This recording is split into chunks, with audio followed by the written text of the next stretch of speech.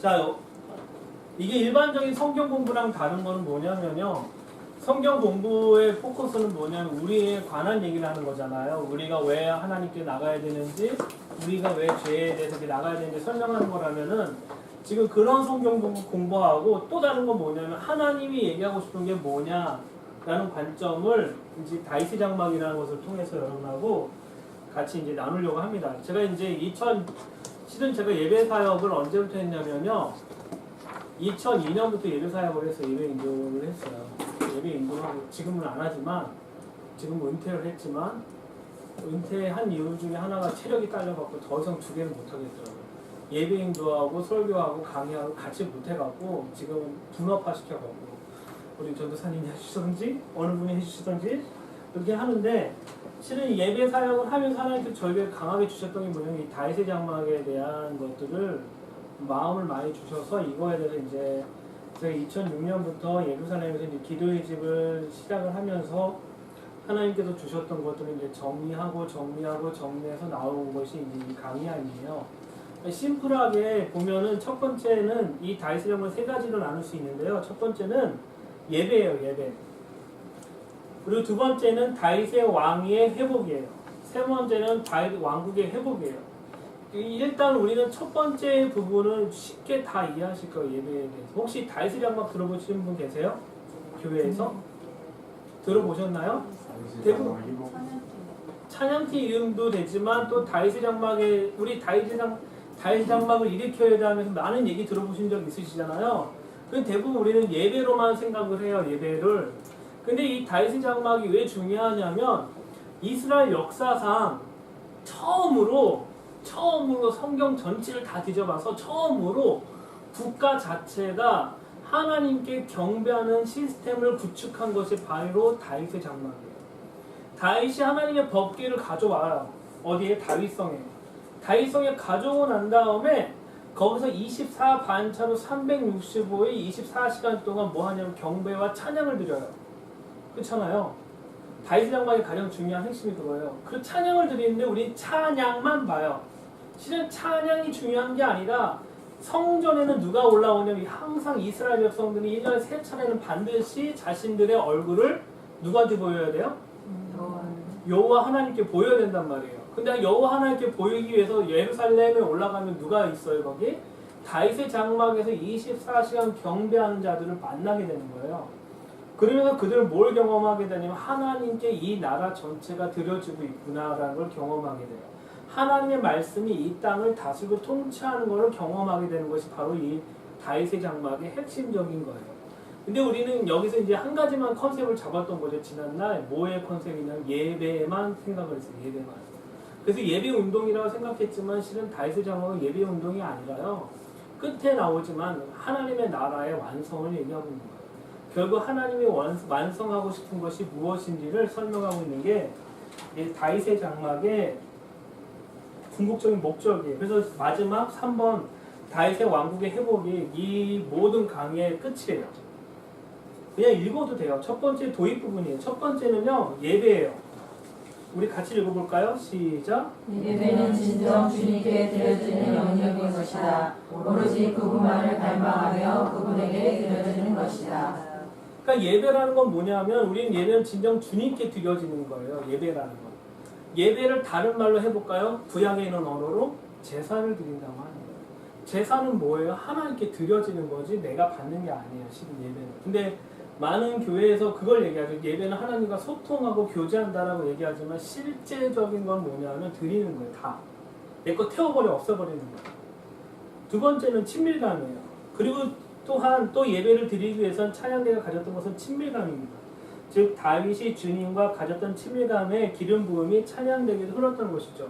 그러니까 우리가 다윗의 장막의 두 번째 봐야 될 건 뭐냐면 다윗과 하나님의 관계가 어떠냐는 것을 우리가 봐야 되는 거예요. 다윗이 어때요? 늘 얘기하죠. 난 하나님 당신만 보고 싶습니다. 난 주의 궁전에 살고 싶습니다. 당신의 아름다움만 보고 싶습니다라고 계속 고백했던 사람이 누구예요? 다윗이에요. 그 다윗이 그런 고백을 한 자이기 때문에 찬양대를 세울 때 어떤 사람을 뽑아요?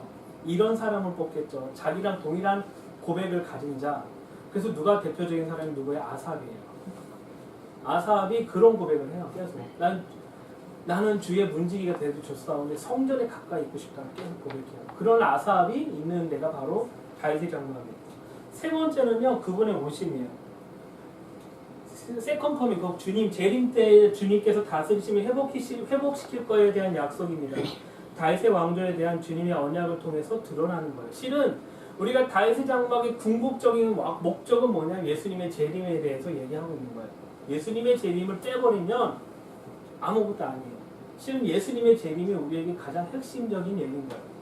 우리 주기철 목사님 계시잖아요. 늘 구름 보면 뭘 생각하셨어요? 이 구름 타고 예수님 오시나? 늘 생각하셨단 말이에요. 우리에게 재림이라는 건 뭐냐면 희망이고 소망이에요, 실은. 그렇죠? 네. 동의하시죠? 네. 내가 잘 되는 것보다 주님 재림하는 게 더 중요한 거예요, 실은. 네. 자, 두 번째 볼게요. 성경에서 말하는 예배. 그냥 원어적으로 제가 성경에서 말하는 예배를 나타낼게요. 지금 이 시대에 하나님께서 강력하게 다윗의 영을 붓고 계십니다. 그분이 다윗의 영을 강하게 붓고 있는 이유는 그분의 마음을 이 시대에 알리기 위해서 그래요. 하나님의 영을 붓는다라는 것은 뭐냐면 나에게 어떤 특별한 능력을 주겠다라는 것이 아니라 하나님의 능력을 주는 건 뭐냐면 하나님의 마음을 알라라고 얘기하는 거예요. 아버지가 자녀에게 왜 자신의 모든 걸 줘요? 이유가 뭐예요? 이 자녀가 내 마음을 알 때 그 모든 권위를 주는 거예요. 실은 우리가 하나님으로부터 무엇인가 받으려고 자꾸 할 때마다 하나님은 점점 나랑 관계가 멀어져요. 하지만 하나님의 마음을 내가 가지려고 할 때마다 하나님과 친밀함으로 그분이 나에게 주어지는 무엇인가가 있다라는 거예요. 그것이 어떤 사람은 예배자일 수도 있고 어떤 자는 설교자가 될 수도 있고 어떤 분은 부흥사, 리바이벌리스트가 될 수도 있고 전도자가 될 수도 있고 각자 위치에서 그것을 드러날 수 있겠죠. 그래서 보면은 A번 예배에 대한 원어적인 의미 첫 번째 경배하다. 히브리어로 써 있는데 이게 깨졌는데요. 샤하예요. 샤하 따라해 보시겠어요? 샤하. 샤하. 하. 예배라는 건 경배라는 건 뭐냐면 구부리다 절하다라는 뜻을 갖고 있어요. 예배라는 건 뭐냐면 우리가 흔히 생각한 예배는 뭐냐면 나의 어떠함을 막 터치해주고 나에게 무엇을 한다라는 개념인데 실은 성경에서 이야기하는 예배는 뭐냐면 내가 그냥 엎드려 져 있는 게 예배예요. 근데 왜 이런 개념이 있냐면 고대 근동에서는 왕에게 신하는 뭐 하고 있냐면 왕의 말을 할 때 신하는 엎드려져 있어요. 항상 엎드려져 있고 왕이 말을 다 끝나면은 신하는 거기서 뭐라고 하냐 아멘 하고 끝나요. 혹은 왕 앞에 다가서서 왕의 입술에 키스를 해요. 혹시 중세 영화 보셨나요? 왕이 어떤 명령을 내리면 그 왕의 명령에 의해서 신하가 갖고 팔이든지 어디든지 키스하고 가요. 그건 뭐냐면은 당신의 말이 내 말에 이루어지겠습니다 라고 고백하는 것이 예배의 가장 중요한 핵심인 거예요. 그래서 우리는 두 번째 보면 제사, 제바흐라고 하는데 희생물이에요. 우리는 이 제사라는 거에 대해서 뭘 생각하냐면 자꾸 제사하면 뭐가 생각나요? 첫 번째 제물이 생각나는데요. 이 제사는 왜 드려진다고 기본적으로 우리가 배웠던 건 뭐냐면 죄 때문이라고 생각해요. 근데 죄가 아니에요. 여러분 제사는 아까 정말 제가 처음에 얘기했잖아요. 제사라는 거는 예배예요. 하나님께 드려지는 예배. 레위기보서 읽어보셔서 1장, 2장, 3장, 4장, 5장까지 쫙 읽어보면은 5가지 제사에 대해서 나와요. 근데 거기서 죄에 대해서 죄에 대해서 제사를 드리는 게 딱 2가지밖에 없어요. 속죄제와 속건제. 나머지 3가지 제사는요, 죄와 상관없이 하나님께 드려지는 거예요. 그러면 하나님이 어떤 거에 경배를 받고 예배를 받냐, 우리 자꾸 우리 죄의 문제를 가져갖고 하는 제사가 아니라 이 3가지 영역을 하나님께 가져가서 예배를 드리는 것을 지금 제사라고 얘기하고 있는 거예요. 우리가 제사라는 걸 자꾸 뭘로 생각하냐면 나의 죄 이꼴시키면 안 돼요. 다른 얘기예요. 다른 얘기예요. 우리가 예배라는 것을 인식하기 위해서 가장 중요한 건 예배는 나의 죄를 가져오는 걸로 생각하면 안 돼요. 예배는 내가 깨끗해진 상태에서 하나님께 드려지는 것이 경배고 예배예요. 제일 중요한 거예요. 우리가 경배와 예배를 배우기 위해서 가장 중요한 거는 자꾸 제사를 자꾸 내 죄와 이꼴시키면 똑같이 생각해버리면은 본질을 놓쳐버리게 되는 것을 우리가 알 수 있습니다. 그래서 신약 성경에서는요, 예배, 라트레이아라고 합니다. 라트레이아. 근데 신약 성경에서는 이 번역이 좀 이상하게 됐어요. 실은 히브리어로 샤하예요. 하나님께 엎드려져 있다는 뜻이에요. 근데 신약 성경에 와서 이 라트비아로 바뀌는 이유면서 사람들의 컨셉이 바뀌기 시작했어요. 뭐가 되기 시작했냐면은 헬라어가 어디서 나왔냐면 그리스 신들을 섬겼을 때 나온 언어예요. 그리스 신을 섬겼다는 건 뭐냐면 그들은 신들과 뭐 한 거예요? 관계를 맺었다는 거잖아요. 계속. 고린도전서에 보면은 뭐예요? 아테네 신상에 가기 전에 여 제사장들과 뭐 해요? 관계를 맺잖아요. 성적인 관계를 맺고 또 나가요. 그러니까 그리스나 헬라 언어에는 예배란 단어는 표현할 방법이 없는 거예요. 왜냐하면 그리스 언어에서는 신들과 관계를 맺는 것이 우선순위예요. 하지만 히브리어 언어에서는 보면은 그 히브리적인 관점에서 얘기하는 예배는 관계를 맺는 게 아니라 내가 그분 앞에 엎드러지는 거예요. 우리가 진짜 예배를 드린다는 건 첫 번째 뭐냐면 하나님 앞에 엎드려져 있는 자가 예배를 드릴 수 있다는 거예요. 근데 우리는 뭐 하기 원하냐면 자꾸 관계를 맺고 싶은 그런 욕망이 이 예배 가운데 있다는 것을 우리가 좀 알 수가 있다는 것이죠. 그래서 B번 진정한 예배란 무엇입니까? 우리가 그렇게 갈망하며 많은 이야기를 하는 예배라는 것은 무엇입니까? 지금 다른 예배에 대해서 비판하는 것은 아니라 오로지 하나님의 관점으로 예배에 대해서 나누고자 하는 것이 지금 이 포인트예요. 그래서 여러분 제가 다른 분들을 판단하고 하는 것이 아니라 성경에서 얘기하고 있는 근본적인 예배가 뭐냐는 것을 얘기하는 거죠. 그래서 많은 분들이 신약 성경에 있는 라트레니아라는 헬라어의 관점으로 예배를 가져와서 설명을 해요. 그래서 우리는 신령과 시와 우리 예배 하나님 영이시 우리가 신령과 진정을 예배할지라고 얘기하잖아요. 그러면서 뭐 하냐면 자꾸 우리는 어떤 하나님과의 시적인 관계와 교류를 하고 싶은데 이건 실은 헬라적인 관점의 교류고 예배라는 걸 좀 알 수가 있는 것이죠. 그래서 실제적으로는요 예배의 가장 큰 본질은 뭐냐면 첫 번째는 하늘의 뜻이 땅에 이루어지게 하는 거예요. 마태복음 6장 10절 한번 읽어볼까요? 6장 10절 같이 읽어볼게요. 시작. 나라가 임하시오며 뜻이 하늘에서 이루어진 것 같이 땅에서도 이루어지리라. 이 말씀은 동일하게 기도의 핵심의 코드예요.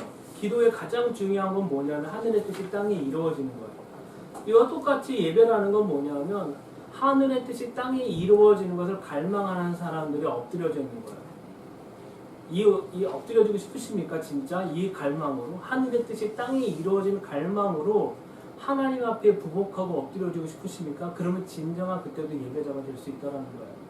근데 우리가 엎드려지지 못하는 거예요. 왜냐하면 자꾸 제가 이렇게 헬라적인 구분하는 이유가 뭐냐면 헬라적인 자꾸 신과 나와 어떤 관계를 자꾸 맺는 거에 포커스를 두게 되면은 하늘의 뜻이 중요치가 않아요.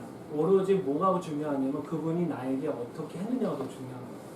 우리가 진짜 관심을 두고 포커스를 둬야 될 건 뭐냐면 하늘의 뜻이 땅에 이루어지는 거예요. 진정한 예배자라면 하늘의 뜻이 무엇인지 알고 그 뜻이 땅에 이루어지는 거에 갈망하고 소망하는 것이 진정한 예배자인 것이죠. 그래서 보면 예배를 통해서 우리는 그분의 뜻과 의지를 받아들이며 동의해내는 것입니다. 이것은 민주적인 개념을 이해할 수 없습니다. 오로지 왕국에 대한 이해가 필요합니다. 절대자이며 왕이신 그분의 명령을 받아들이는 것이 신정왕국 통치에서 왕의 어명이 그분의 뜻이기 때문에 그렇습니다. 하나님은 왕이십니까? 네. 진짜입니까? 네. 그러면 하나님 왕이시다면 우리의 모든 존재 가치는 누구를 통해서 증명되냐면 하나님을 통해서 증명이 되는 거예요. 또 다른 얘기 해볼까요? 민주주의와 신정 통치는 신정 국가는 완전 다른 얘기예요. 신이 왕이세요. 신이 하는 말이 진짜 다 옳은 거예요. 아무리 이상한 얘기여도. 근데 민주주의에서는 신이 말을 했는데 내가 이성적으로 안 받아주면 이건 거부하는 거예요. 신은 하나님이 왕이다라는 걸 우리가 동의한다라면은 성경 66권에 있는 모든 말씀이 왕이신 하나님 나에게 주신 말씀이라고 하면은 우리는 이 말씀 앞에 어떻게 해야 되냐 부복하고 그 말씀대로 살려고 노력을 해야 되는 것이 실은 우리가 해야 되는 거예요. 근데 우리는 잘못된 가르침이 하나가 있다는 거예요. 은혜 속에서 산다고 얘기했지만 실은 은혜를 진짜 못 누려요. 은혜라는 것은 뭐냐면요. 하나님이 명령하신 것대로 살려고 할 때 안 될 때 도와주는 게 은혜예요. 근데 애시당초 살지 않으려고 하면서 은혜를 구하는 건 올바른 은혜가 아니라는 거예요. 제가 저희 큰아들한테 둘째 아들한테 항상 얘기하는 게 하나가 있어요. 공부 점수에 대해서 얘기하지 않아요. 저는. 시험 못 본 거에 대해서 얘기하지 않고 뭘 물어보냐면 네가 어젯밤에 열심히 했니? 최선을 다했니? 근데 보니까 아빠가 보니까 넌 최선을 하는 거 아니야. 최선을 다하지 않았어. 왜냐면 딴 거하고 놀고 막 하다가 시험 보고 와서 저한테 항상 뭐라 아빠 저 최선을 다했는데 못 봤어 이렇게 하면 뻔히 봤는데 그거에 대해서는 제가 은혜를 베풀 수가 없는 거죠. 하지만 얘가 최선을 다하는 거예요. 찬영이가 우리 큰아들이 한국에 와서 선생님이 독후감을 쓰라고 하는 거예요. 독후감. 책 이만한 거 밤새 읽고 11시까지 불을 켜놓고 11시까지 읽었어요. 그러고 난 다음에 나는 그래서 독후감은 10장, 2장, 3장 쓰는 줄 알았더니만 요만한 칸에다가 한 줄 쓰는 거 하기 위해서 3시간 동안 책을 읽었던 거예요. 걔가. 그거 보고 얘가 글을 못 쓰든 안 쓰든 나는 거기에서 은혜를 줄 수 있다는 생각이 드는 거죠. 하나님이 우리에게 은혜를 베푸시고자 하는 건 뭐냐면 내가 66권에 있는 말씀을 진짜 살아내려고 발버둥 칠 때 나에게 은혜를 부어주시는 거예요. 근데 우리는 은혜를 이걸 빼버린 그냥 주는 값없이 주는 걸로만 생각하는 거죠. 이걸 놓쳐버리면요 우리는 뭐가 되냐면요 정말 막 나가는 크리스찬이 될 수밖에 없어요. 깡패같이 하나님께 막 달라고만 하는 크리스찬이 될 수밖에 없다는 것을 좀 제가 강한 모조로 얘기합니다. 그래서 결국 예배라는 것은 하나님의 뜻에 동의하는 것이죠. 우리 첫 번째 같이 읽어볼게요. 시작. 이와 같이 예배는 그분에게 철저하게 복종하며 그분의 뜻이 이루어지도록 우리를 내어드리는 것이다. 제가 24시간 기도의 집에서 기도 사역을 하는데 예배 사역을 하는데 하루에 예배 인도를 4시간씩을 했어요. 매일. 그리고 철학 일주일에 3번씩 했어요. 그런데 모든 예배 가운데 계속 드리는 가운데 가장 저를 터치하고 저를 임재 가운데 이끌었던 건 뭐냐면 그분의 통치하심과 다스림에 관련된 찬양할 때 내 영이 기뻐한다는 걸 그때 깨달았어요. 그 전까지 보혈을 지나 내 마음 만져주셔서 그런 찬양을 계속했었어요. 초창기 2006년까지는. 근데 어느 날 하나님이 저의 찬양을 바꾸고 하나님의 왕국에 대한 하나님 나라에 대한 인식을 주며주면서 나의 찬양의 목코스가 무엇인지를 발견하기 시작한 거죠. 실은 하늘의 뜻이 땅에 이루어지게 하는 것, 하늘의 영광에 하나님의 임재가 이 땅 가운데 임하는 것이 실은 모든 예배의 목표였는데 나는 그걸 보지 못하고 자꾸 뭐 하냐면 내 마음이 만져져야지 그 다음에 나는 갈 수 있다는 굳건한 믿음으로 계속 1단계, 2단계, 3단계 계속 2단계를 했던 거예요. 근데 어느 날 하나님이 바꾸셨어요. 그냥 바로 그분의 뜻을 구하고 그분의 뜻이 이루어지는 거에 관심을 두기 시작하니까 저의 예배의 모든 것들이 바뀌기 시작하다는 거죠. 그분의 통치가 이루어지는 것이 쉬워진다는 것이죠. 우리가 제일 예배드리는데 힘든 건 뭐냐면 나의 업다운 때문에 그래요. 지금 솔직히 얘기해봅시다. 그렇죠? 나의 업다운 때문에 그래요. 오늘 대판 부부싸움 하고 난 다음에 제가 경험 많이 해요. 제가 예배 인도할 때 가장 예배가 잘 될 때가 언제인지 아세요? 부부싸움 하고 난 다음에 아침에 제가 이제 전도사 사역할 때 아내랑 대판 싸우고 교회 와서 예배 인도하는데 상한 마음으로 제가 나가니까 주님이 막 만져주시고 예배 인도 너무 잘 돼요. 그래서 싸워야겠구나. 그래서 이제 대놓고 그날만 되면은 의식 중에 왜 하나님께 정말 드리고 싶은 예배가 있으니까 하나님께 정말 이 예배를 하면 사람들이 막 와갖고 은혜 너무 좋아요 막 그래요. 왜 그럼 내 상한 마음 드렸으니까. 그걸 아니까 이제 계속 뭐 하냐면은 의도적으로 싸우려고 하는 그런 게 있는 거예요. 나중에. 근데 그게 맞는 거냐고요. 왜 그러냐면 저는 나의 어떠함이 상함이 있으니까 하나님께 나오는데 너무 은혜가 되는 거예요. 실은 이거는 거짓말이었던 거예요. 저한테는. 실은 하나님은 나의 어떠함과 상관없이 하나님은 당신의 뜻을 이 땅 가운데 이루는 걸 하나님의 예배라고 얘기했는데 저는 그것을 이해하지 못하고 자꾸 나의 업다함 때문에 자꾸 그것을 포커스를 잡고 살았던 것을 제가 알게 돼요. 실은 이거는 예배 인도한 사람만이 이해해요. 예배 인도한 사람만이 이해해야 되는 얘기예요. 두 번째 볼게요. 같이 읽어볼게요. 시작. 존경과 사랑에 대해서 주님 앞에 가는 것이 아니라 오로지 그분은 예배와 경배를 받기 합당하신 분이시기 때문에 우리는 그분 앞에 엎드려져 있는 것이다. 실은 하나님의 뜻을 동의한다는 건 되게 어려워요.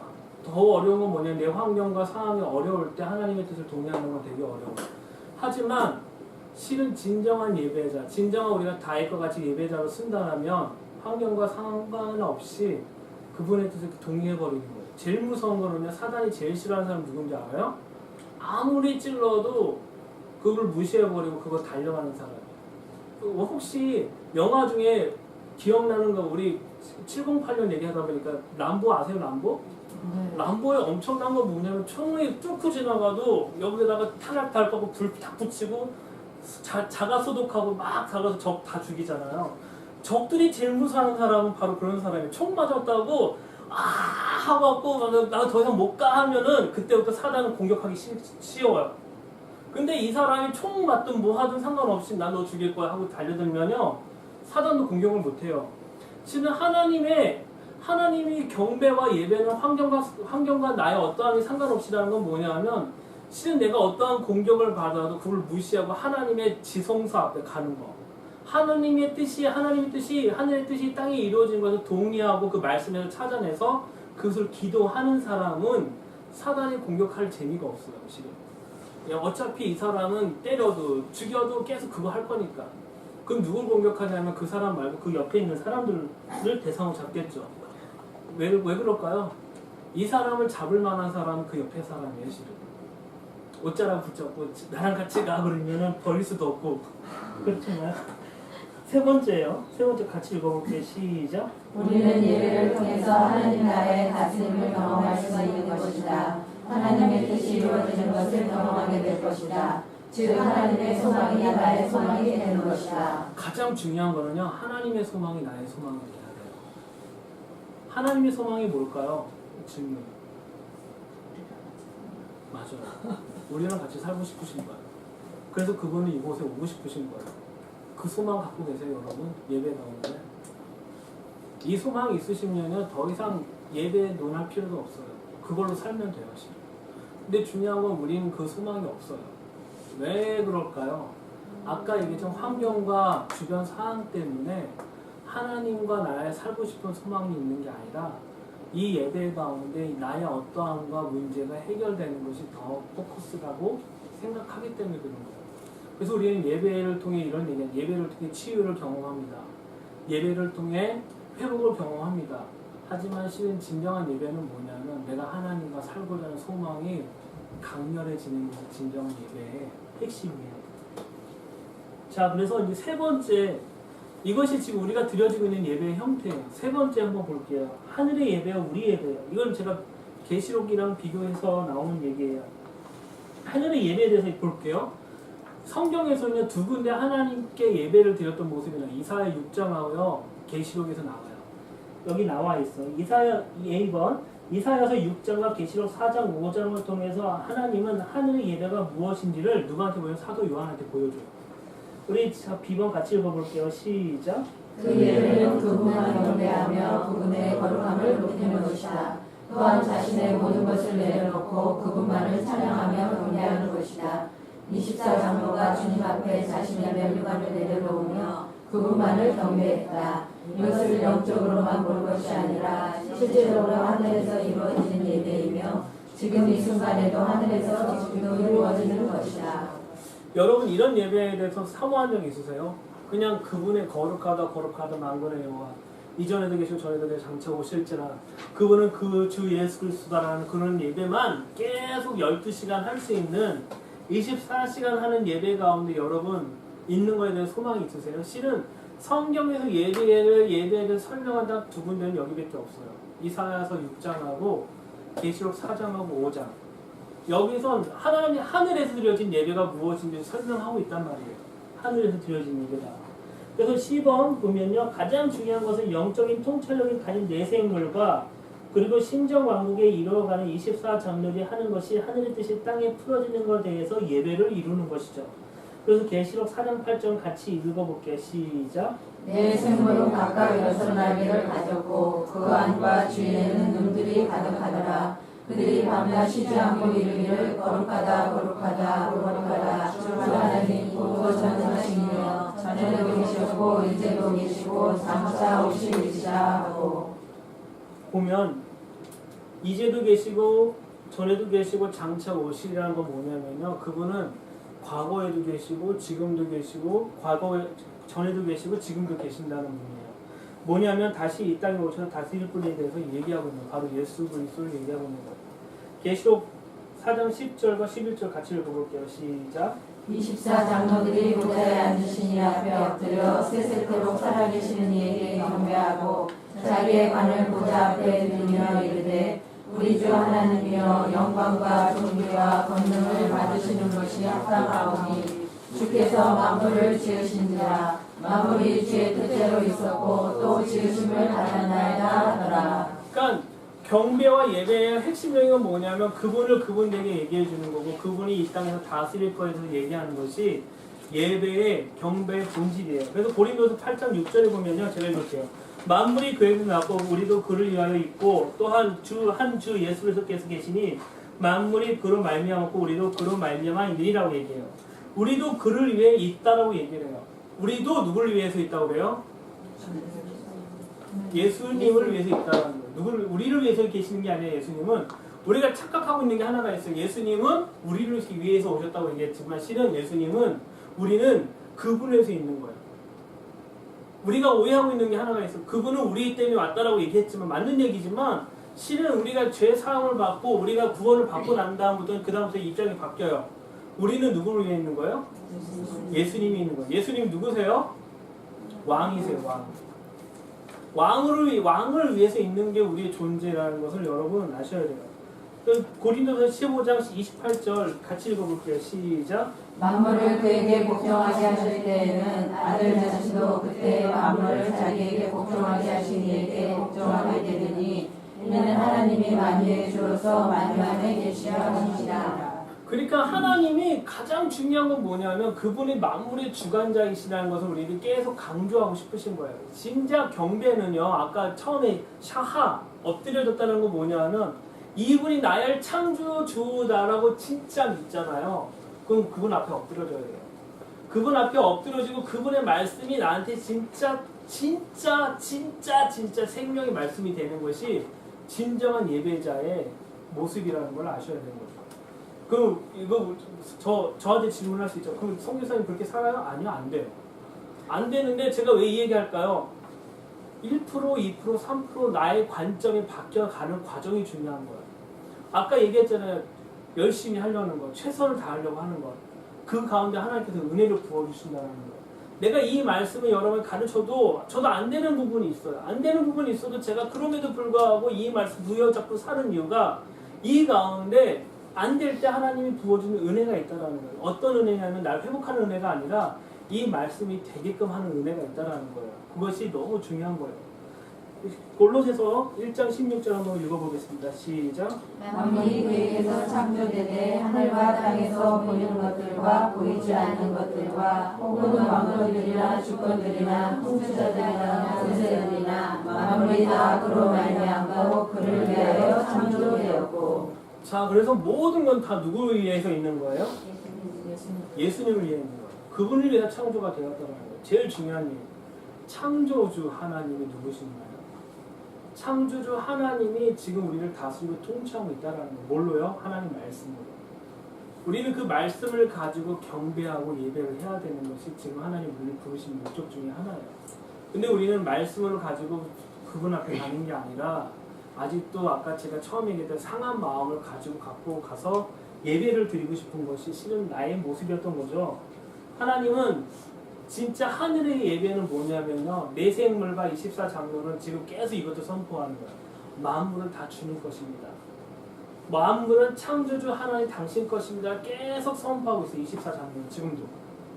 내생물과 24장로는 계속 이거 선포하고 있는데 하늘에서는 그렇게 선포하고 있는데 땅에서는 뭐하고 있어요? 내 마음을 만져주십시오. 나를 회복하십시오. 나를 터치하십시오. 하나님 내 거가 잠깐 됐으면 좋겠습니다. 이 문제를 돌파하고 싶습니다. 이 예배 가운데 우리 영을 부어주셔서 당신이 이 문제를 해결하는 놀라운 돌파가 이 지역을 해결하는 돌파가 계속 이 얘기하고 있단 말이에요. 어때요? 하늘과 예배와 땅의 예배에 지금 어떤 차이가 있나요? 지금 모든 관점은 다 우리 관점으로 얘기하고 있고요. 하늘의 예배는 뭐에 관한 얘기예요? 오로지 하나님에 관한 얘기만 하고 있다는 걸 볼 수 있죠. 보겠습니다. 계시록 5장 8절부터 10절인데 10절만 읽을게요. 그들로 우리 하나님 앞에서 나라와 제사장을 삼으셨으니 그들이 땅에서 왕 노릇하리로다 라고 얘기해요. 이건 누구에 관한 얘기는 우리 얘기예요. 우리를 왕으로 삼으셨어요. 또한 통치자로. 통치자는 누구의 말을 들어야 돼요? 왕의 말을 들어야 돼요. 통치자는 백성의 말을 들으면 안 돼요. 맞는 얘기죠?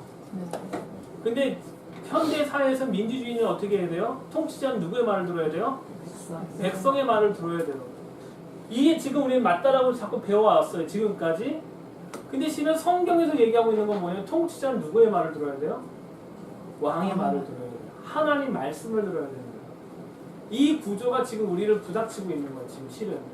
우리가 세상에 교회에서는요. 실은 하나님 말씀이 우리 하나님 말씀을 들어야 된다고 배웠는데 실은 세상에 가면 누구의 말을 들어야 되냐면은 세상에 있는 사람들의 얘기를 들어야 되는 거예요. 이것이 계속 상충되고 부닥치니까 너무 어려운 거예요. 실은.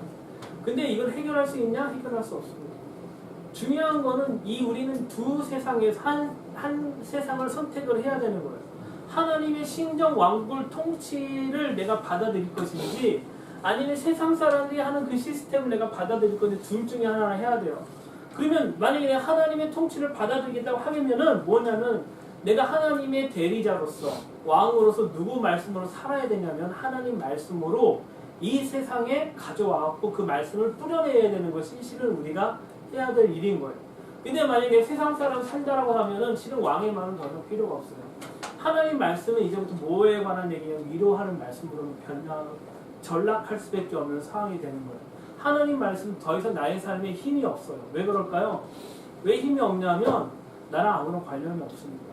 실은 성경은 왕의 말씀으로 받아들인 그 순간부터 말씀이 살아서 운동력이 있고요. 내 삶을 주관하기 시작하고 내 삶을 통치하게 되는 것을 경험하게 돼요. 그것이 정말 중요한 거예요. 그래서 3번 보면 결국 주님의 뜻은 이기는 자들과 함께 왕 노릇하는 것을 말씀하고 계십니다. 이기는 자가 누구냐? 바로 여러분들이에요. 누구의 말로 산다라는 거예요? 이 사람들은 하나님의 말씀으로 산다는 거예요. 하나님 말씀으로 사는 자들과 함께 그분은 이 땅을 다스리고 통치하고 싶은 거예요. 하늘의 예배는 이러한 하늘의 뜻을 선포하며 말씀을 부활시키는 거예요. 하늘의 예배의 특징적인 건 뭐냐면 하나님 약속한 예언된 말씀들이 있잖아요. 언약된 말씀들. 그 모든 말씀들을 계속 하나님 앞에 기억나게 하는 거예요. 어떤 거냐면 당신이 이런 약속하지 않으셨습니까? 당신이 이 땅에 다시 오신다고 하지 않았습니까? 그 말씀을 계속 기억나게 하는 것이 실은 하늘의 예배의 특징적인 거예요. 근데 중요한 건 이제 우리가 예배 어떻게 드리고 있는지 좀 이건 자아 비판이에요. 제가 살아왔던 거고 제가 예배자로서 해왔던 실수와 과오를 다 녹여낸 거가 지금 비번 현재 우리가 드린 예배예요. 제가 잘나서 이걸 한 게 아니라 제가 그렇게 했기 때문에 그래요. 첫 번째 단계예요. 나로 시작해서 나로 끝나요. 예배가. 모든 예배가 나로 시작해서 나로 끝나지 않은 예배가 받아지지가 않아요. 재미가 없어. 그래서 자신의 감정과 환경에 의해서 지배되는 거예요. 이 예배는요. 하나님에 의해서 통치가 되어야 되는데 하나님께 오로지 드려지는 예배가 되어야 되는데 이 모든 예배는 누구한테 집중되냐면 나야. 그래서 이 예배 가운데 나한테 터치함이 없으면 이 예배는 실패한 거야. 느낌이. 오늘 말씀을 들었는데 하나님 목사님 말씀을 들었는데 이 말씀이 나랑 전혀 상관이 없으면 은혜가 안 되는 거야. 모든 포커스는 다 나한테만 포커스 잡는 거예요. 그래서 보면은 이런 예배는요 특징적인 게 나한테 집중해요. 계속. 그러니까 아까 제가 부부싸움하고 예배인도 잘 됐다고 했잖아요. 누구한테 집중한 거예요 제가? 하나님께 영광 돌립니다 라고 하지만 계속 내가 잘했어. 계속 나한테 집중하고 있는 거예요. 그게 거짓말로. 자, 그 다음 거 한번 이러한 예배는 시작 같이 읽어볼게요. 시작. 이러한 예배는 주님의 깊은 심장에 들어갈 수 없다. 자신을 묶고 있는 껍데기에 모든 영역이 집중되어 있기 때문에 하나님의 영광을 구할 영적인 영역이 가려워져 있는 상태이다. 치유 집회에 자신의 아내와 평안, 타 종교와 같은 생활을 하게 된다. 너는 내 아내야. 자 보면은 시편 2편은 메시아니 시편이라고 얘기해요.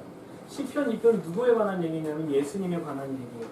근데 제가 중고등학교 때 제일 좋아하는 찬양이 있었어요. 뭐예요? 너는 내 아들이라 들어보셨나요? 근데 네. 앞에가 뭐예요? 힘듦을 진짜 낭망하고 넘어졌을 때 하나님이 항상 너는 내 아들 그때 와 나는 내 아들이다. 근데 실은 이 시편 2편은 누구에 관한 얘기냐면 메시아이신 예수님에 관한 얘기인 거예요. 그러니까 나한테 집중하니까 모든 말씀을 다 누구 걸로 바꿔요? 내 걸로 바꾼단 말이에요. 심지어 이사야 53장도 가끔가다 내 걸로 한다고요.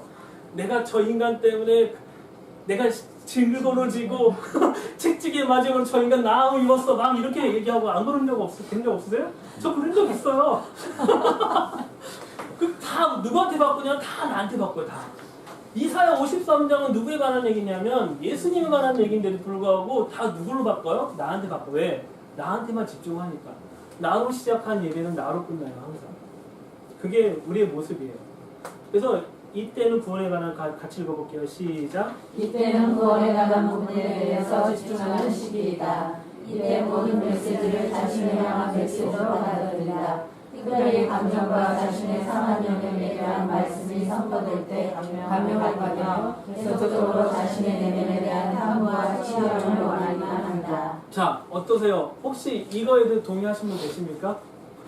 이거에 동의하시는 분 계세요? 이거에 대해서? 뭐 손 안 들어도 대충 알아요. 손 안 들어 저도 그랬으니까. 그러니까 뭐든지 성경의 모든 건 뭐에 관한 거냐면 구원에 관한 걸로 날 체크하는 거예요. 계속 내가 부족하니까 이 신이 혹시 날 버리지 않을까라는 두려움 때문에 불안한 거죠.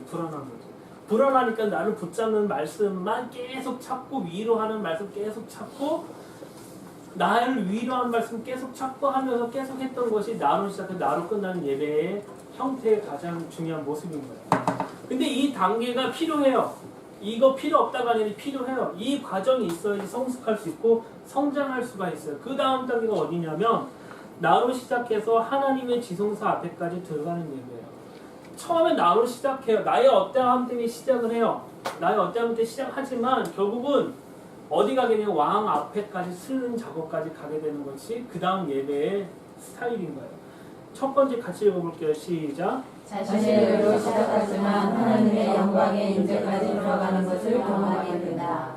이 단계는 뭐냐면 처음에 나로 시작해 나로 끝난 예배는 계속 나의 구원과 나의 터치함과 막 그런 걸 했잖아요. 이 다음 단계는 뭐냐면 나름대로 캐리어가 있어. 이제 하나님 섬기던 나름대로 영적인 권위가 있는 것 같아. 이런 사람들은 자신의 의로 시작해요. 자신의 의로 시작을 해서 그래 나는 이 정도는 이겨낼 수 있어 하면서 나로 시작하지만 그러면서 뭐 하게 되면 하나님의 영광을 처음으로 경험하게 되는 단계가 바로 이 단계예요. 그래서 이 단계에 있는 사람들의 특징적인 건 뭐냐면요. 두 번째 같이 읽어볼게요. 시작. 하나님의 뜻에 대해서 관심을 갖게 된다. 하지만 자신이 무엇을 해야 될지에 대한 고민을 시작한다. 자, 어떠세요? 하나님의 뜻에 대해서 관심 갖게 되는 순간이 있지 않으세요? 기도하고 예배 가운데. 하지만 내가 뭘 해야 될지 모르는 거예요. 지금. 이런 단계가 있다는 거예요. 이 단계가. 이것 때문에 힘들어요. 되게. 그래서 뭐 하기 시작하냐면은 이것저것 선교 사역이든지 단기 선교라든지 많은 것을 접해보고 경험해보고 하는 것이 바로 이 포인트예요. 그래서 세 번째 2단계 그 다음 읽어볼게요. 시작. 이 단계에서는 부르심에 대한 음성을 듣게 된다. 이 단계에서 사역자에 대한 부르심이 있게 되는 것을 깨닫고 그것에 대해서 응답을 하게 된다. 그러니까 하나님의 영광과 하나님의 임재와 그분의 지성소 앞에까지 딱 쓰게 되면요. 처음으로 맞닥뜨리는 게 뭐냐면요. 내가 이제 하나님에서 사역을 해야되나 보다 싶은 마음에 굳건히 들어버리는 거예요. 근데 굳건히 드는데 중요한 거는 내가 뭘 해야 될지 모르는 거예요. 이걸로 인해서 많은 사역자들이 많은 분들이 외로워하고 힘들어요. 이 부분 때문에. 왜 그러냐면 아직까지 또 나를 붙잡고 있기 때문에 계속 나를 붙잡고 있기 때문에 그래요. 저에 대해서 좀 간증할게요. 저는 19살 때까지 음악을 싫어한 사람이에요. 음악을 저주했던 사람이에요. 이렇게 얘기해도 돼요. 왜 그러냐면 중학교, 고등학교 때 음악 선생님이 저를 어떻게 했냐면 음악을 시험을 보면 늘 10점 맞았거든요. 10점 맞으면 선생님이 90대를 때린다고 그랬어요. 그 90대 다 맞았어요. 근데 그분이 그렇게 무지막지하게 때린 게 아니라 드럼체 갖다가 이렇게 눕혀놓고 막 90대 그리고 한 분이었어요. 근데 어느 날 그분이 저한테 제안을 해주셨어요. 네가 음악을 싫어하는 걸 알겠지만 노래만 불러라. 소리 질러라. 그러면 내가 점수 줄게. 그래서 소리 지르고 끝냈던 것이 그때예요. 그때 교회 나갔죠. 교회 다녔었고요. 교회에서도 찬양을 불러본 적이 없어요. 그래서 교회에서 제일 싫어하는 프로그램이 뭔지 아세요? 도전 백곡 같은 거예요. 그런 거 하면은 정말 신랑도 몰라갖고 못 불렀어요 제가. 7살 때부터 교회 다녔지만 찬양을 싫어하니까. 그래서 계속 그렇게 19살 때까지 그러고 살았어요. 19살까지 그렇게 살았는데 중요한 건 19살 때 제 동생이 기타를 샀어요. 기타를 샀는데 안 치는 거야. 안 치는데 그때쯤 하나님이 기도실에서 기도하는 가운데 하나님이 저를 부르셨어요. 뭐 어떤 콜링을 하셨냐면 넌 전 세계 예배자를 일으키는 자가 될 거라고 했어요. 그러니까 저는 예배자 하면 이걸 뭐 해야 돼요? 기타 들고 예배 인도하는 사람이었는데 제가 그때 단 하나님한테 10가지 안 되는 이유를 쫙 댔어요. 첫 번째 저 음악 싫어하고요. 두 번째 기타 못 다루고요. 세 번째 여자들 무서워하고요. 저 말도 못하고요. 막 10가지 그 전도사님들 운전도 잘해 뭐도 잘해 저 외모도 꽝이고요. 다 그런 이유 10가지 딱 대고 안 돼요 하고 기도실 그 다음부터 안 들어갔어요. 그런데 동생이 기타를 사갖고 왔는데 이 녀석이 6개월 되도록 기타를 안 치는 거야. 제 마음에 어떤 마음에 하나님의 그 부르심보다는 뭐가 생각나냐면 돈이 너무 아까운 거. 그게 아까워서 기타 책이 있길래 직접 배고 처음으로 신랑을 연습을 했어요. 노래 부르는 건 아니고 신랑 아름다네 이런 식으로 하면서 계속 연습을 했어요. 기타를 그래서 처음으로 치면서 마스터를 했죠. 그 다음에 이제 TV 광고를 보니까 그때 당시에 톰보이 아세요? 톰보이? 네. 청바지 브랜드? 거기서 케니지가 고잉홈을 불러요. BMG로 나와요. BMG 듣는데 그 색스폰 소리가 너무 좋은 거야. 그래서 내 길은 좋은가 보다 하고 색스폰을 또 사갖고 색스폰을 또 열심히 연습해서 불었어요. 색스폰도 불었고 그 다음에 또 듣는데 What a Wonderful Day라는 루이 암스통의 그 트럼펫 연주가 너무 좋은 거야. 그래서 또 트럼펫도 사갖고 또 트럼펫 막 열심히 연습했네. 트럼펫도 불렀어요. 그러고 난 다음에 어느 날 락이 좋은 거야. 락이 좋아갖고 락 듣는데 그 중에 제 마음을 심쿵하게 만든 악기가 뭐냐 베이스 기타예요. 그래서 그 베이스 기타만 계속 들으면서 베이스 기타를 낙원상가에서 샀어요. 근데 이 낙원상가에서 사는데 너무 비싸잖아요. 비싼데 그때 거기 있는 아저씨가 이 뒷판에 베이스 기타 뒷판이 반이 갈라진 거예요. 이거 너 2만 원 줄게 가져가는 거 50만 원짜리인데. 근데 2만 원 주고 사갖고 기도실에 짱 박아놓고 맨날 와서 연습했는데 그것이 이렇게 됐던 게 딱 붙은 거죠. 그래서 그거 갖고 베이스 기타를 치고 연습하고 하면서 하나님 앞에 계속 경배하고 예배하는 걸 했던 거죠. 중요한 건 저는 악기를 싫어했던 사람이에요. 음악을 싫어했던 사람인데 저도 모르는 사이에 그것을 바꿔갔어요. 모르는 사이에 그걸 계속 바꿔갔단 말이에요. 그리고 2006년에 1998년에 99년도에 어떤 일이 있었냐면 부흥이라는 집회 아세요? 부흥이라는 집회가 있었어요. 그때 당시에는 부흥이라는 곡이 너무 좋았어요. 근데 기타로 치고 싶은 마음이 전혀 없는 거예요. 그거는 피아노로 치고 싶은 거예요. 그래서 교회 맨날 밤마다 8시에 가갖고 9시에 가갖고 세 손가락으로 부흥 악보를 계속 쳤어요. 왜냐하면 기타를 쳤기 때문에 코드를 알잖아요. 그래서 이제 피아노를 배운 거예요. 그렇게 해서 하나님 결국은 내가 원치 않았지만 의지하지 않았지만 계속 당근과 채찍을 사용하면서 계속 나의 관점을 바꿔갔던 것을 보게 돼요. 그래서 저는 이제 기타를 칠 줄 아니까 모든 청년들의 로망은 뭐냐 예배 인도자 되는 거잖아요. 왜 그럴까요? 노골적으로 얘기하는 거예요. 왜 그럴까요? 묻 자매들한테 인기가 짱이기 때문에. 그래서 그 자매들한테 인기가 짱이기 때문에 나도 예배 인도자가 하고 싶어 막 그런 마음이 있는데 솔직히 목사님한테는 얘기 못하죠. 나 예배 인도자 뽑아달라고. 근데 속으로 야망을 가득 차갖고 난 예배 인도 하고 싶은데 막 그러는데 하나님이 안 세우셨어요. 언제 세웠을까요? 제가 결혼하고 난 다음. 더 이상 소망이 없을 때. 더 이상 소망이 없을 때 그렇게 됐단 말이에요. 우리가 하나님 앞에 나간다라는 건 이런 과정인 것 같아요. 잘 모르지만 나에게 어떤 소망을 주고 그 소망함으로 계속 내가 무엇이면 열심히 할 때 그 다음 거 보여주고 그 다음 거 보여주면서 계속 나를 성장시키는 거잖아요. 근데 이 성장에서 멈추는 게 아니라 뭐에 대해서 제가 계속 집중했었냐면 실은 하나님의 진리가 뭐냐라는 거에 질문이 항상 있었던 거예요.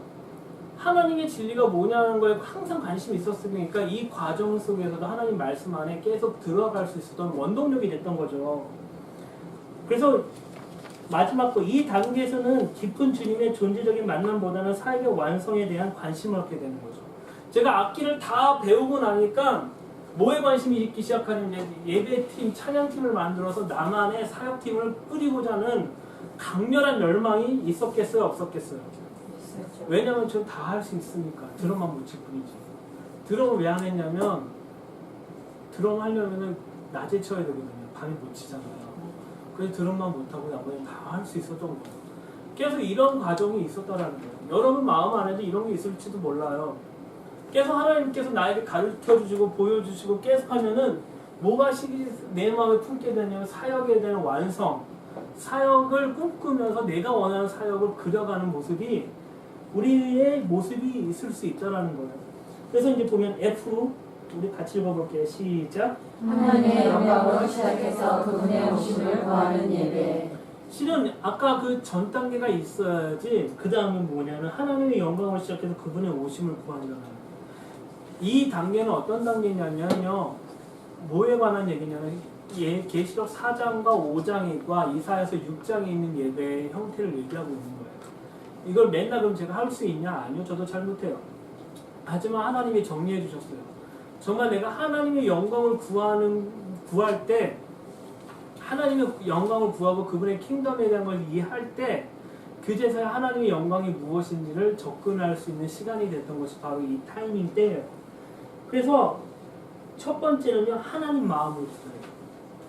주님 내 마음을 아십시오라고 하는 게 아니라 하나님 마음을 구해요. 정말 하나님이 원하는 것이 무엇인지 이때부터 구하게 된다는 거예요. 나와 상관없다는 거예요. 제가 처음 선교사의 부르심을 받을 때 하나님께 됐던 기도한 것 중에 딱 하나가 또 있었어요. 뭐냐면 중국 보내지 말라고. 저 감영장군의 고려시대 때 중국에서 넘어온 중국 사람이잖아요. 많이 들으셨죠? 그런데도 불구하고 중국 보내지 말라고 했어요. 왜 그랬냐면 한자 외우는 게 3,000개를 해요. 3,000자를 외우는 게 싫기 때문에 불가하다기 때문에 중국만 보내고 중국 빼고 딴 나라 다 보내도 돼요라고 얘기했죠. 왜냐면 어떠함 때문에 자꾸 나의 어떠함이 하나님의 부르심에 대한 반응을 하는데 나의 어떠함이 먼저인가요? 항상 하나님은 초월적이신 분이세요. 하나님은 천지를 창조하신 분이고요. 우리를 창조하고 우리를 만드신 분이에요. 그분은 잘 알까요? 모를까요? 잘 알죠. 근데 더 여러분 정확하게 아셔야 돼요. 그분은 초자연적인 분이라는 거예요. 우리가 쓸 수 없는 상태라고 생각할지 모르지만 하나님은 그 쓸 수 없는 상태를 고쳐서 쓰시는 분이 누구예요? 하나님이에요. 하나님이 그 대표적인 거 사라야, 사라. 아기를 낳을 수 없는 상태였지만 사람들은 안 된다고 했지만 낳게 한 분이 또 하나님이라는 거예요. 하나님은 우리를 고쳐 쓰시기를 결정하시면 할 수 있는 분인데 우리 안에 뭐가 있냐면 그거 고쳐 못 고친다라는 단정이 딱 있다는 거예요. 이미 단정 짓고 내가 할 수 있는 능력만 드리겠다라고 계속 얘기하고 있는 게 내가 원하는 사역의 완성을 표현하고 있는 거예요. 하지만 이 다음 단계가 되면 하나님 마음을 구하게 되기 시작하면은 나의 어떠함이 이제부터 중요하지 않은 거예요. 나의 환경과 나의 어떠함을 초월하는 하나님의 마음이 무엇인지를 구하게 되는 단계가 바로 이 단계인 거예요. 자, 그럼 두 번째 같이 읽어볼게요. 시작. 하나님의 뜻에 대해서 구체적으로 깨닫게 된다. 그리고 하나님의 마음이 여호와의 영광이 떠나가기 임하기를 구하는 것이다. 이제부터는요. 성경 구절이 나와 상관없어도 너무 기뻐요. 하나님의 영광이 이 땅 가운데 가득 넘치는 것이 그냥 여호와의 영광이 온 세상 가득하는 그것에 대한 소망함이 내 삶 가운데 가득 넘치게 되는 단계가 바로 이 포인트라는 거예요. 혹시 이런 거 경험해 본 적 있으세요? 의식적이든 의식적이지 않든 자의적이든 타의적이든 하나님의 영광이 온 열방 가운데 가득 차게 대한 거에 대해서 갈망하고 소망한 적 있으세요? 그런 적이 있다면 이 예배를 경험하신 분들이에요. 자, 두 번째 단계 읽어볼게요. 시작. 세 번째 단계 이제부터 시작. 이제부터 모든 관점은 하나님의 관점으로 바뀌게 된다. 그리고 그리스도의 거룩한 신부로서 일어나게 된다. 즉 이기는 자의 본질로 들어가게 되는 것이다. 어린 양이 어디로 가든지 따라가는 자가 된다. 자, 보면 제일 중요한 게 있어요. 이제부터는 관점이 하나님의 관점으로 바뀐다는 거예요. 이게 뭐 어려운 거 아니에요? 무슨 그게 중요해요? 제일 중요한 게 누구 관점이냐는 거예요. 부부싸움 왜 하는지 아세요? 항상 이 남자의 관점으로 아내를 이해하려고 하고요. 아내는 여자의 관점으로 남자를 이해하려고 해요. 그러면 중재자는 이거에 대해서 정확하게 얘기해줘야 되는데 얘기 못 해주잖아요. 저거 나쁜 거네 막 그렇게 하잖아요. 우리가 제일 중요하게 생각해야 되는 건 뭐냐면 하나님을 알려면 하나님의 관점으로 알아야 되는 거예요. 성경을 읽을 때 누구의 관점을 읽어야 되냐면요. 하나님의 관점으로 성경을 읽어야 되는 거예요. 그래야지만 나의 관점이 바뀌기 시작하고 하나님이 정말 원하는 것이 무엇인지를 발견하는 시간이 바로 이 시간입니다. 우리가 성경을 읽어도 아무리 백독 천독해도요. 관점이 안 바뀌면 성경을 읽거나 마나요. 제가 이렇게 얘기하면 좀 그렇지만 성경이 읽는데 가장 중요한 건 내가 어느 누구의 관점으로 성경을 읽느냐예요. 예배자였을 때는요. 제가 예배 인도하는 사람이었을 때는요. 성경 읽을 때 누구의 관점이 있냐면 항상 예배 인도하는 것만 읽었어요. 이 멘트가 이 구절 좋은데 멘트 사용해야지. 이 구절 좋은데 이거 멘트 사용해야지. 계속 뭐 하냐면 내가 원하는 거 하는 거예요. 계속. 그리고 제가 어느 날 설교를 해야 되고 사역을 하게 되기 시작하니까 사람들한테 은혜 주는 말씀만 계속 찾아요. 근데 어느 날 하나님의 진리의 말씀이 나한테 임하기 시작하니까 하나님의 사람들에게 은혜 되는 말보다는 하나님 뜻이 무엇인지를 이제부터 알려주고 싶은 거야. 계속. 이게 관점의 변화에 따라 나의 성경을 보고 있는 차이가 바뀐다라는 거예요. 이것이 너무너무 중요해요. 관점의 변화가. 관점이 변하지 않으면 아무리 성경을 읽어도 이해가 안 되는 거죠. 그래서 마지막 거 예수님의 시작. 예수님의 뜨거운 성령의 본질을 알며 환영하며 그분의 오심을 구하게 되는 것이다.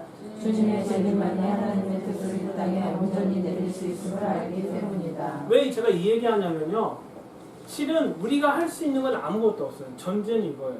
내가 아무리 관점을 바뀌고 뭐하고 해도 내가 할 수 있는 건 아무것도 없어요. 우리는 뭐 해야 되냐면 실은 예수님의 재림만을 갈망하고 소망해야죠. 왜냐하면 오로지 그분만이 모든 걸 완성할 수 있기 때문이에요. 그러면 우리 할 필요 없냐? 아니요. 우리는 싸워하고 이기면서 이기는 자로서 계속 그거에 대해서 증명해야 되는 거예요. 계속 사람들한테. 사람들은 뭐 보고 있냐면 니네가 예수님 믿는 자들이야? 그러면 예수님 뜻대로 사는지 안 사는지 보고 싶어요. 그 사람들은. 근데 우리는 예수님 뜻대로 사는 게 아니라 하나님 말씀대로 사는 게 아니라 사람들의 뜻대로 사는 모습 보니까 그 사람들이 실망하는 거예요. 우리는 하나님의 뜻대로 살아가는 존재가 되어야지 실은 빛과 소금이 될 수 있는 역할을 가지게 되는 것이죠. 자, 이제 본질적으로 들어볼게요. 3000년 전에 드려진 다윗의 장막의 예배에 대해서 분석을 할게요. 역대상 25장에 있는 걸 전체 다 읽으면 좋지만 우리 줄 쳐진 것만 읽어볼게요. 제가 읽어볼게요. 다윗이 군대 지휘관들과 더불어 아삽과 헤만과 여두둔의 자손 중에서 구별하여 섬기되 수금과 비파와 재금을 잡아 신령한 노래를 하게 하였습니다. 라고 얘기를 해요. 여기서 아삽 나오죠. 아삽이 누군지 아세요? 고라 자손의 자손이에요. 고라 아세요? 고라가 어디냐면 민수기에서 보면 대들었다가 땅에 탁 꺼진 족속들이에요. 이 아삽은 아픔이 있는 거예요. 하나님께 리더십에게 대항했다가 어떤 꼴을 당했는지 딱 기억나는 사람이에요. 그러면 이 사람 아픔이 있고 기록이 다 남아 있으니까 사람들이 아삽을 볼 때마다 어떤 마음을 볼까요?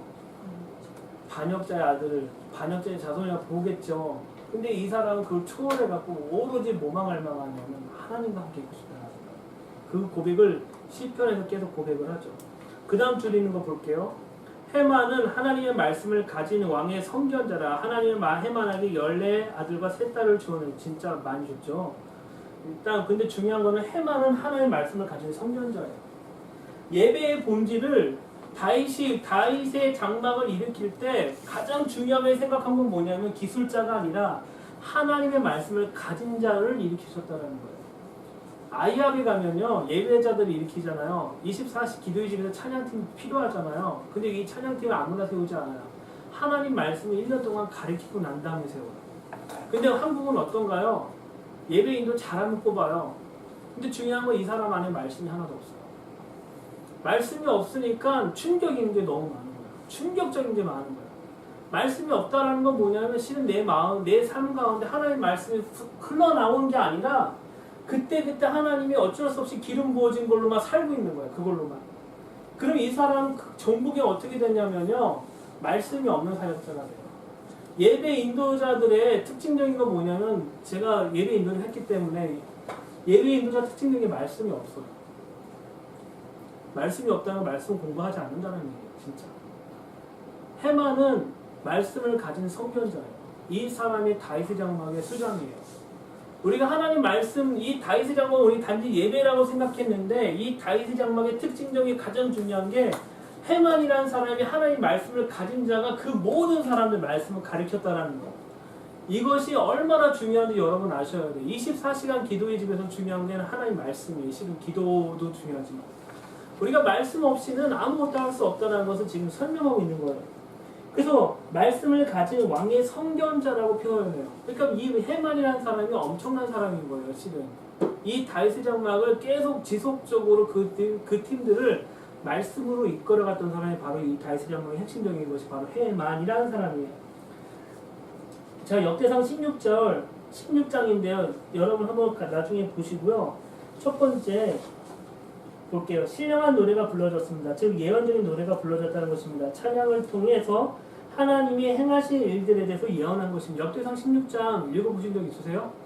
역대상 16장은요. 다윗이 처음으로 다윗의 장막에 번개가 들어오고 난 뒤에 신나갖고 감사 예배를 드리는데요. 거기 안은 예언적인 게 되게 많아요. 잠깐만 우리 역대상 16장 한번 보도록 하겠습니다.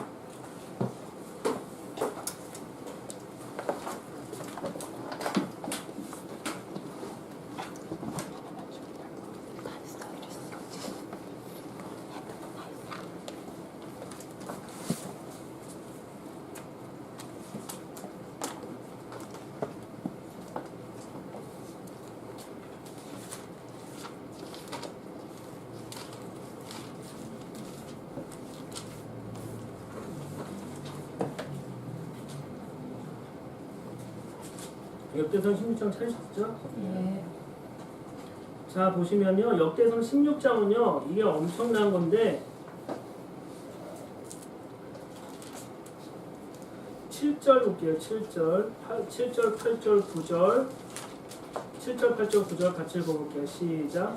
그날에 다윗이 아삽과 그의 형제를 세워 먼저 여호와께 감사하게 하여 이르기를 너희는 여호와께 감사하며 그의 이름을 불러 알리며 그가 행하신 일을 만민 중에 알릴지어다. 그에게 노래하며 그를 찬양하고 그의 모든 기사를 전할지어다. 자 보면은 다윗의 핵심은 뭐냐면 여호와 하나님이 바로 창조주라는 것을 선포하는 거예요. 누구한테요? 만민한테. 자 보겠습니다. 12절 볼게요. 12절 시작. 그의 종 이스라엘의 후손 곧 택하신 야곱의 자손 너희는 그의 하신 신사와 그의 이적과 그의 예언들을 기억할지어다. 뭐에 관한 얘기냐면 하나님이 토라를 가리킨 거, 하나님 말씀대로 어떻게 이들에게 행했는지에 대해서 기억하라고 얘기하는 거예요. 자 또 볼게요. 15절 15절 16절 같이 볼게요. 시작. 너희는 그의 언약고 천대에 명령하신 말씀을 영원히 기억할지어다. 이것은 아브라함에게 하신 언약이며 이삭에게 하신 맹세이며. 자 찬양이라는 거는 우리가 기뻐서 해야 되는데 계속 뭘 선포하냐면 너는 하나님 말씀 기억하라고 계속 얘기하는 거예요. 아삽이라는 사람이 아픔 있는 사람이면 내적 치유에 관한 얘기를 해야 되잖아요. 실은 아 주님 날 터치하시고 부족한 우리를 이렇게 해주셔서 감사합니다라고 해야 되는데 그게 아니라 하나님께 계속 우리는 당신의 말씀을 기억하겠습니다. 당신의 성호를 높이겠습니다. 당신을 찬양하겠습니다라고 계속 얘기하는 것이 지금 이 다윗의 장막에서 첫 번째 드려지는 예배예요. 이게 예배. 이 예배 첫 번째 드려진 예배를 보면 이 다윗의 장막의 본질이 뭔지 알겠죠. 부르심이 뭔지 알겠죠. 우리가 모든 곳에 입당 예배를 하잖아요. 입당 예배를 할 때 그 교회 뭐예요? 부르심이 뭔지를 선포하잖아요. 그렇잖아요. 근데 여기 다윗의 장막 16, 역대상 16장은요, 다윗의 장막의 실제 본질이 뭔지를 설명하고 있는 게 역대상 16장이에요. 우리가 다윗의 장막을 진짜 이해하고 싶잖아요. 그럼 역대상 16장만 계속 읽고 연구해 보세요. 그러면은 하나님이 이것을 통해 얼마나 많은 것을 얘기하신지 여러분 아실 거예요. 자, 또 볼게요. 23절, 24절, 25절, 26절까지 한번 읽어볼게요. 시작. 온 땅이여 여호와께 노래하며 그의 구원을 날마다 선포할지어다. 그의 영광을 모든 민족 중에 그의 기이한 행적을 만민 중에 선포할지어다. 여호와는 위대하시니 극진히 찬양할 것이요 모든 신보다 경외할 것이며 만국의 모든 신은 헛것이나 여호와께서는 하늘을 지으셨도다. 자 보면 23장 23절 보면요 구원이라는 단어가 나오죠. 이 히브리어로 예슈아예요. 예슈아가 뭐예요? 예수예요, 예수와. 다윗은요, 온 땅이여 여호와께 노래하며 예수와를 날마다 선포할지다라고 얘기하고 있는 거예요. 예수와. 구원이라는 단어가 되게 많아요. 많은데 유일하게 예수와라고 쓰는 데가 딱 두 군데밖에 없어요. 두 군데 중에 여기 딱 한 군데예요.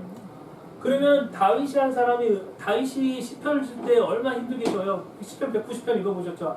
알레부터 김에 알파벳 순서를 쭉 했잖아요. 얼마나 힘들어요, 그거 쓰기가. 그렇죠? 그렇게까지 했던 사람이 이 단어를 그냥 넣었을까요? 예수와라는 단어를? 아니죠. 다윗은 예언자이잖아요. 예언자.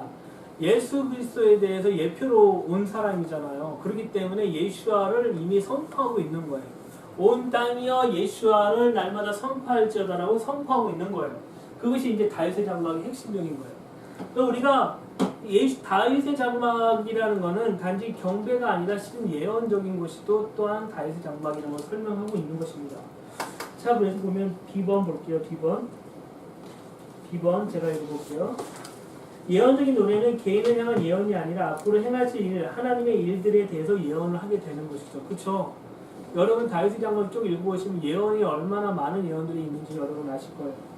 그리고 하나님의 영광에 대한 찬양을 높이는 거고요. 오직 여호와만이 우주적으로 온 땅을 다스리고 통치할 분이라는 것을 다윗은 계속적으로 선포하는 것이 바로 다윗의 장막의 목표고 다윗의 장막의 핵심이에요. 이런 노래가 가능한 건 뭐냐면요. 제가 아까 얘기했어요. 하나님의 말씀이 누구한테 있다고 그랬어요? 해만에게 있다고 했어요. 예언적인 찬양을 하기 위해서는 기술만 필요한 게 아니에요.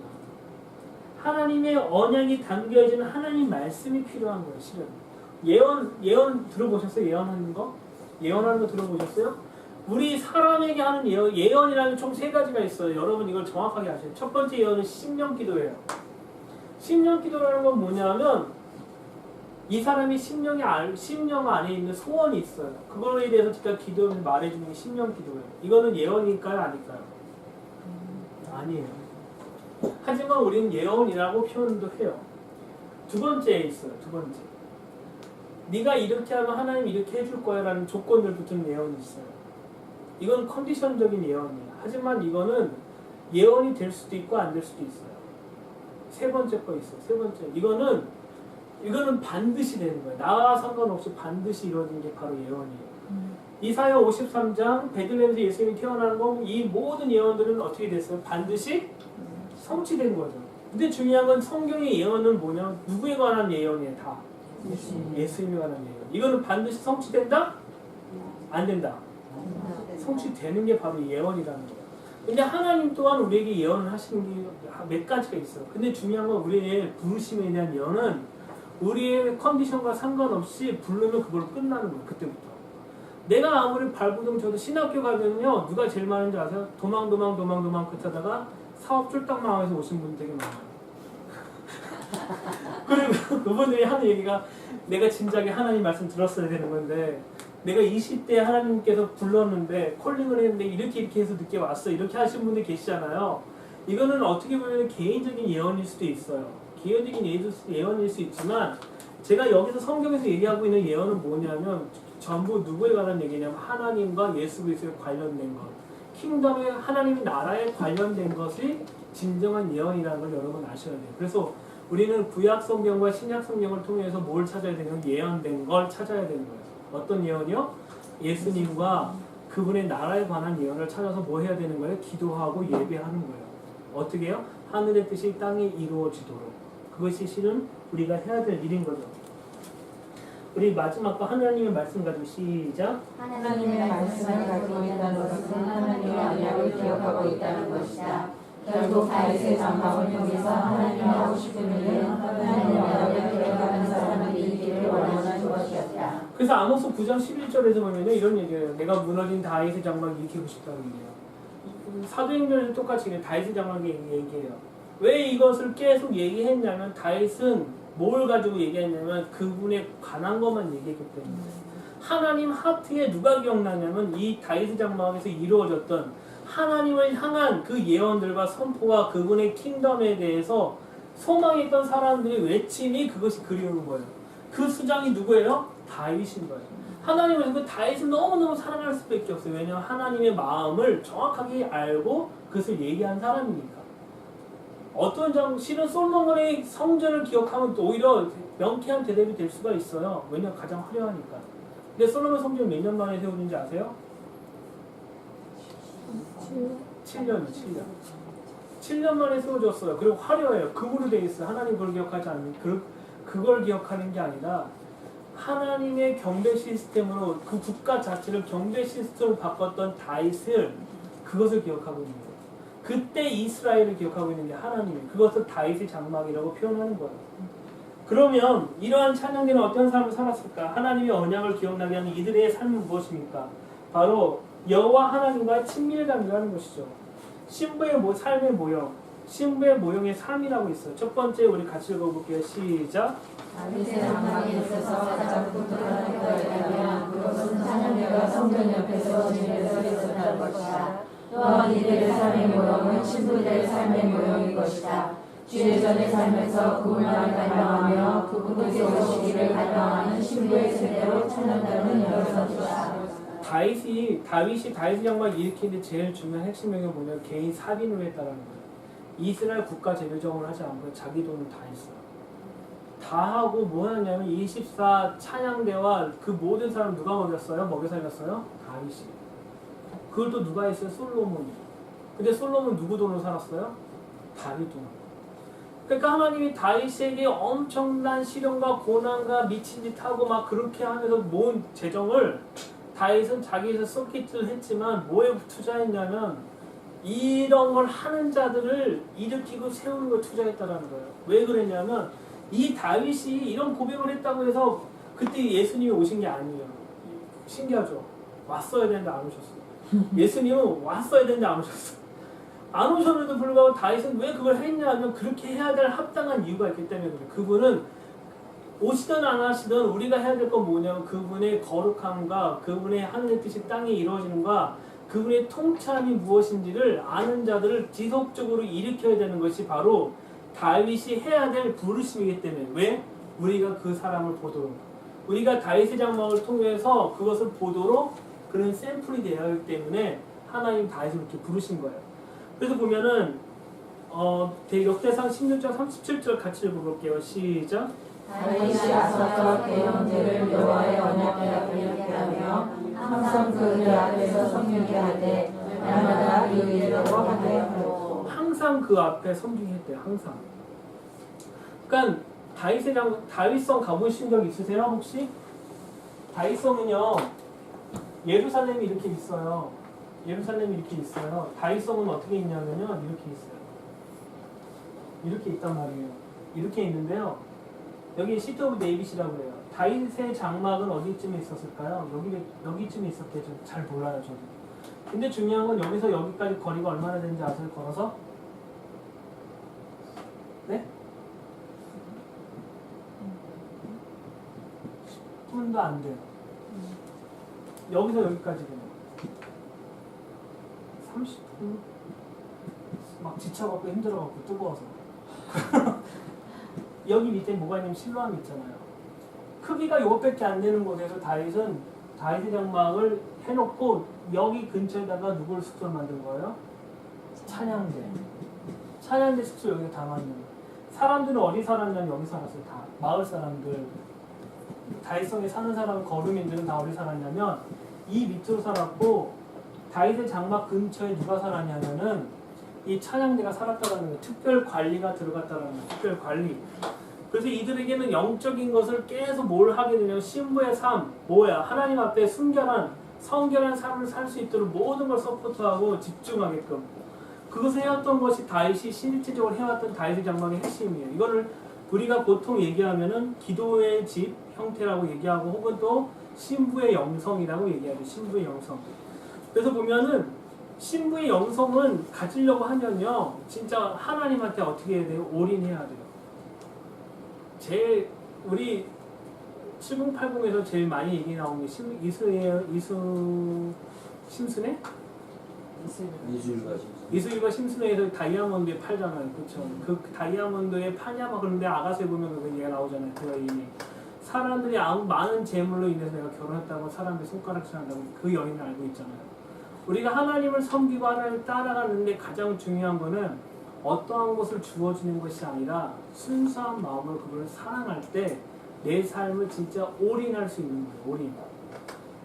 그쵸? 할렐루야. 역대하 8장 14절 줄 그어진 데만 읽겠습니다. 시작. 그 직분을 맡겨 매일의 일관대로 찬송하며 제사장들 앞에서 수용을 하며. 자, 또 문지기들에게는 그 반열했던 강문을 지키게 하였으니 이는 하나님의 사람 다윗이 전에 이렇게 명령하였습니다. 라고 누가 하면 솔로몬 때도 얘기하는 거예요. 솔로몬 때. 와, 얼마나 다윗이 갈망이 컸으면 솔로몬에까지 이걸 지키라고 얘기했겠어요. 비번 같이 읽어볼게요. 시작. 성전 주위에서 지내는 제사장과 사장들은 자신의 시간만을 주님께 드리고 나머지 시간을 자신의 마음대로 사용하지 않았을 것이다. 자신의 차례가 될 때까지 그들은 신부의 삶의 모형을 가지고 주님께 거룩과 성결로 계속적으로 나아갔을 것이다. 제가 기도의 집 24시간 기도의 집을 하는데 제일 힘들었던 게 뭐냐면 기도할 내용을 못 찾는 거예요. 기도할 내용을 처음에는 사람들한테 기도 제목 있으면 줘. 내가 24시간 기도하니까 기도해서 다 니네 기도해줄게 라고 했는데 이것도 한계가 있고 재미가 없고 그래서 정말 뭐 해야 되기 시작하냐면 하나님 말씀을 공부할 수밖에 없는 거예요. 그러니까 2시간을 기도하는데 지금 그 2시간 동안 성경에 있는 구절을 몇 장이나 찾냐면 대략 100구절을 찾아요. 100구절 찾아서 올려드리고 해요. 그럼 그 다음날 똑같은 기도하려면은 또 공부를 해야 되는 거예요. 그걸 찾기 위해서. 계속 공부할 수밖에 없는 거예요. 준비하려면, 기도를 하려면. 우리가 하나님의 언약을 기억한다는 건 뭐냐면 당일화되는 게 아니라 실은 막 계시가 인해서가 아니라 내가 평상시 예언되는 하나님 말씀이 무엇인지를 알아야지 기도할 수 있잖아요. 제일 문제는 그거예요. 몰라서 못하는 거예요. 알 때 실은 그것을 가지고 기도할 수가 있는 거예요. 근데 왜 우리가 모를까요? 우리가 늘 하나님 앞에 하늘의 뜻이 땅에 이루어지는 거에 대해서 별로 관심이 없기 때문에 나의 모든 기도의 제목은 누구한테 집중되어 있었냐면 나한테만 집중되어 있기 때문에 내 문제가 먼저 리스트가 되는 거예요. 항상. 근데 하나님을 정말 사랑하잖아요. 하나님의 기도 제목이 나의 리스트의 첫 번째 제목이 되는 거예요. 이게 신부의 모형의 삶에 가장 중요한 거예요. 그래서 이 다윗은 이 제사장들과 차장들을 어디에 있냐면 성전 가까이 있는 데다가 가둬놔요. 강하게 얘기해서 가둬놓고 너희는 준비하라는 거예요. 계속 하나님이 정말 원하는 게 뭔지를 토라에서 찾으라고 계속 하면 그들은 준비하고 있다. 아삽이 딱 나와서 내가 주의 궁전에서 문지기를 쓰는 게 좋사오니 이런 선포를 하면 사람들이 감동받고 또 이제 그걸 준비해서 예비하고 그렇게 했던 과정들이 시편에 있는 내용들이에요. 시편에 있는 내용들. 자, 10번 읽어볼게요. 10번 같이 읽어볼게요. 시작. 이것은 여호와와 영원히 함께 어우러졌던 다윗의 영광의 기름 부음이 이들에게 분명히 들렸을 것이다. 시편 27편 4절 보겠습니다.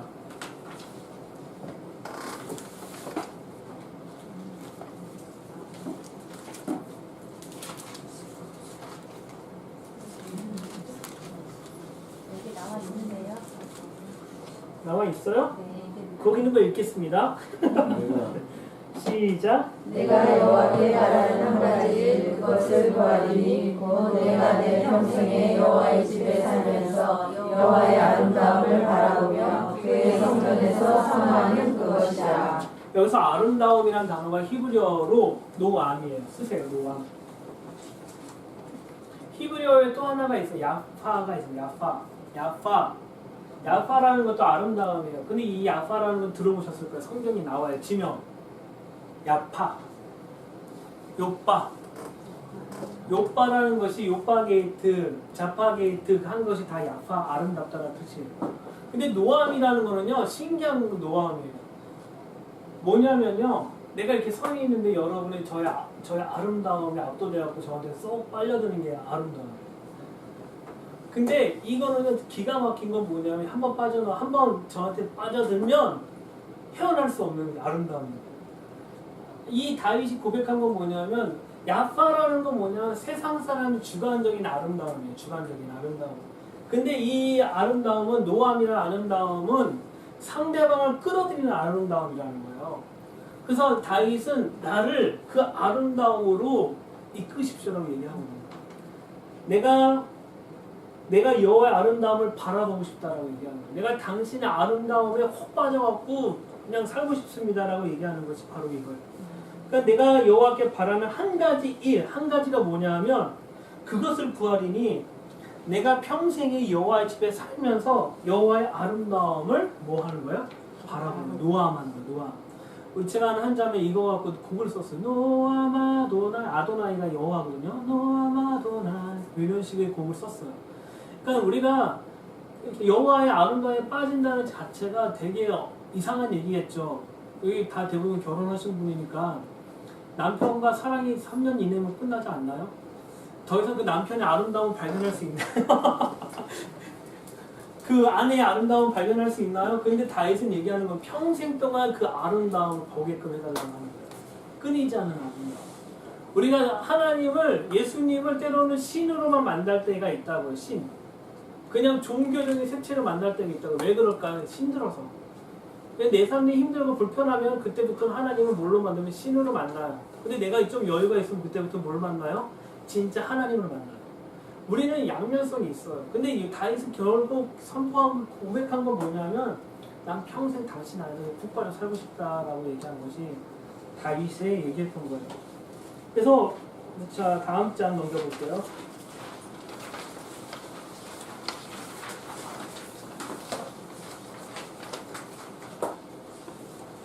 또한 그분과 함께 그분의 집에서 거하는 것이 다윗의 갈망이었습니다. 그래서 역대상 13장 12절 같이 읽어볼게요. 시작. 그날에 다윗이 하나님을 두려워하여 이르되 내가 어떻게 하나님의 궤를 내 곳으로 오게 하리요 하고. 자, 두렵다라는 단어 어떻게 생각하세요? 두렵다라는 것은요, 날 때려서 두렵다가 하는 게 아니라 그분을 진짜 사랑할 때 생기는 게 두려움이에요. 경외함이라고 얘기를 해요, 지금. 이게 히브리어 컨셉이, 이 성경의 컨셉은요, 킹덤 패러다임이에요. 뭐냐, 다른 얘기, 신정 통치의 왕에 대한 걸로 이해할 때 두려움이라는 게 뭔지 알아요. 신하가 왕을 진짜 사랑하잖아요. 그 신하는요, 왕을 경외하고 두려워해요. 그분이 날 죽여서가 아니라 진짜 사랑하니까. 그것이 실은 두려움과 경외의 핵심적인 거예요. 우리가 하나님을 두려워하고 경외해야 되는 걸 우리는 자꾸 날 때려서 나를 뭐 어떻게 괴롭혀서 그게 아니라 실은 하나님을 정말 사랑하게 되면 경외하고 두려워하게 돼요. 제가 중학교 때 고등학교 정말 좋아하는 선생님이 계셔요. 너무너무 좋아하는 선생님인데 그분의 한마디는 나에게 곧 법인 거야. 법이니까 근데 그분이 무서워서가 아니라 그분을 너무너무 좋아하니까 애들이 막 떠들어도 그분 수업 시간 딱 되면 떠들잖아요. 선생님 안 오면. 전 마음에 가서 준비를 딱 하고 제가 과학을 너무 좋아하니까 과학 선생님이었어요. 과학을 너무 좋아하고 제가 어떤 질문에도 그 선생님이 다 대답을 해줬던 분이거든요. 그러니까 항상 그 수업 시작할 때쯤이면 저는 마음을 준비하고 책상에 딱 앉아있는 거예요. 항상. 외부 그분을 무서워서가 아니라 경외함으로. 그분을 진짜 사랑하고 좋아하니까 그 마음이 그렇게 들여지는 거예요. 우리가 하나님을 사랑한다고 할 때 때로는 정말 연인처럼 사랑할 수 있지만 때로는 경외함으로 하나님 앞에 나가야 될 타이밍이 있다라는 거예요. 그럴 때 그분은 그분의 뜻과 그분의 의지를 우리에게 가르쳐 주십니다. 할렐루야. 네. 자, 이제 다윗은 하나님의 마음에 합한 자라고 합니다. 자, 다윗은 하나님 마음에 합한 자는 사도행전 13장 22절 한번 읽어볼게요. 시작. 패하시고 다윗을 왕으로 세우시고 중보하여 가라사대 내가 이세 아들 다윗을 만나니 내 마음에 합한 사람이라 내 뜻을 다 이루게 하리라 하시더니. 자, 보면 마음에 합한 자의 특징점은 내 뜻을 다 이룬다는 거예요. 누구의 뜻? 하나님의 뜻. 하나님의 뜻을 이루는 자가 마음에 합한 자예요. 여러분 마음에 합한 자가 되고 싶으세요? 잘 생각해보고 대답하시면 돼요. 하나님 마음에 합한 자가 되고 싶으세요? 하나님 마음의 뜻에 합한 자가 되고 싶다면 누구의 뜻을 이루어야 돼요? 하나님의 뜻을 이루어야 돼요. 다윗은 그럴 자인 거예요. 다윗은 그럴 자이기 때문에 마음에 합한 자라고 얘기해요. 다윗은 10계명에 9계명을 깨뜨린 사람이에요. 9계명을 어긴 사람이 다윗이에요. 그럼에도 불구하고 마음에 합한 자라고 한 건 뭐냐면 하나님의 뜻을 이룰 자라는 거예요. 그걸 뭘로 증명했냐면 다윗의 장막을 통해서 증명하셨다는 거예요. 우리는 실수할 수 있어요. 잘못할 수 있어요. 중요한 건 하나님 마음에 합한 자가 되길 결정하잖아요. 하나님 반드시 다윗의 장막을 일으켰던 다윗처럼 우리를 그렇게 쓸 수 있다는 거예요. 우리는 자꾸 안 된 걸 기억할 필요가 없어요. 실수한 걸 기억할 필요 없이 뭐에 집중해야 되냐면 하나님 마음에 합한 자, 난 하나님의 뜻을 이룰 자, 이렇게 결정하고 살 때 하나님 그것 가운데 기름 부으시고 세우실 거랍니다. 아멘. 자, 그래서 하나님은 다윗과 같이 읽어볼게요. 시작. 하나님은 다윗과의 먼저 깊은 친밀감을 갖기 원하셨다. 하나님과 다윗의 친밀감이 하나님의 비밀을 그에게 말했을 때 다윗이 모든 것을 동의할 수 있기 때문이다. 그렇죠. 친밀감이라는 건 그 사람을, 상대방을 내 뜻을 다 동의시키게 만드는 데 가장 중요한 일인 거예요. 아무리 직장 생활을 해도요, 친밀감이 없으면요, 그 사람이 내 뜻에 대해서 이해를 못하고 사무적으로 접할 때 우리 마음에 뭘 얻어요? 상처를 입어요. 우리는 항상 뭐냐면 친밀감이라는 게 되게 중요하다는 거예요. 하나님은 우리에게 당신과 우리의 친밀감을 요구하고 계세요. 왜 그럴까요? 그냥 아 좋아요 주님 사랑해요 막 그것보다 실은 하나님의 비밀을 우리에게 알려주고 싶은 것이 그 친밀감의 시작인 거예요. 결혼하기 전에 데이트할 때 비밀 다 얘기해주지 않아요. 실은 자기야 나는 일하는 게 있어. 그래도 용서해 줄 거지 결혼해도. 그럼 남편분이 뭐라고 그래요? 결혼하기 전에 안 돼 고치고 와 그러진 않죠. 괜찮아 다 품을 수 있어 라고 하고선 며칠 만에 막 같이 나가서 적어. 우리는 그렇다고요. 우리는 그렇다고요. 자, 그 다음 거 그래서 읽어볼게요. 시작. 그래서 하나님은 다윗과 친밀감을 통해서 당신의 뜻을 보이셨다. 그리고 다윗이 하나님의 뜻을 동의하고 마음으로 받아들임을 알고 하나님은 다윗에게 당신의 뜻을 마음껏 보이셨고 다윗은 그것을 다윗의 장막을 통해서 예언적 노래와 선포를 통해서 땅에서도 동의한 것이다. 할렐루야. 아멘. 그래서 창세기 보면 18장 17절부터 19절에 보면요, 하나님은 아브라함에게 동일하게 얘기해요. 내가 너한테 뭘 숨길 게 뭐가 있냐 하면서 소돔과 고모라를 심판할 거를 미리 얘기해줘요. 왜냐하면 아브라함과 하나님은 독특한 관계가 있기 때문에, 친밀한 관계가 있는 관계이기 때문에 그거에 대해서 설명해 주는 것이 바로 이 친밀감이라는 거예요. 그래서 결국 같이 읽어볼게요. 시작. 결국 하나님은 다윗의 장막을 통해서 그분의 뜻을 이루어내시고자 하신 것이다. 그것은 바로 다윗의 왕조의 회복은 태초에 하나님의 계획에 넣은 뜻을 이루고자 하신 것이다. 아멘. 네. 자, 이제 마지막 파트입니다. 다윗의 왕조의 회복이에요. A. 하나님은 다윗의 장막을 통하여 예배와 친밀감뿐만 아니라 그리스도 안에서 모든 것을 어떻게 하려고요? 자, 에베소 1장 10절 같이 읽어볼게요. 시작. 하늘에 있는 것이나 땅에 있는 것이 다 그리스도 안에서 통일되게 하려 하시니라. 누구 안에서요? 그리스도 안에서. 교회 안에서요? 그리스도 안에서. 그리스도 안에서예요. 그리스도 안에서. 다윗의 장막의 가장 중요한 핵심은 그리스도 안에서 모든 것을 이루어내시는 것입니다. 이것이 다윗의 장막의 비밀인 거죠. 그래서 고린도서 15장 24절 같이 한번 읽어볼게요. 시작. 그 후에는 마지막이니 그가 모든 통치와 모든 권세와 능력을 멸하시고 나라를 아버지 하나님께 바치실 때라. 근데 이 통치의 가장 중요한 건 뭐냐면 예수님이 이 땅에 재림하시잖아요.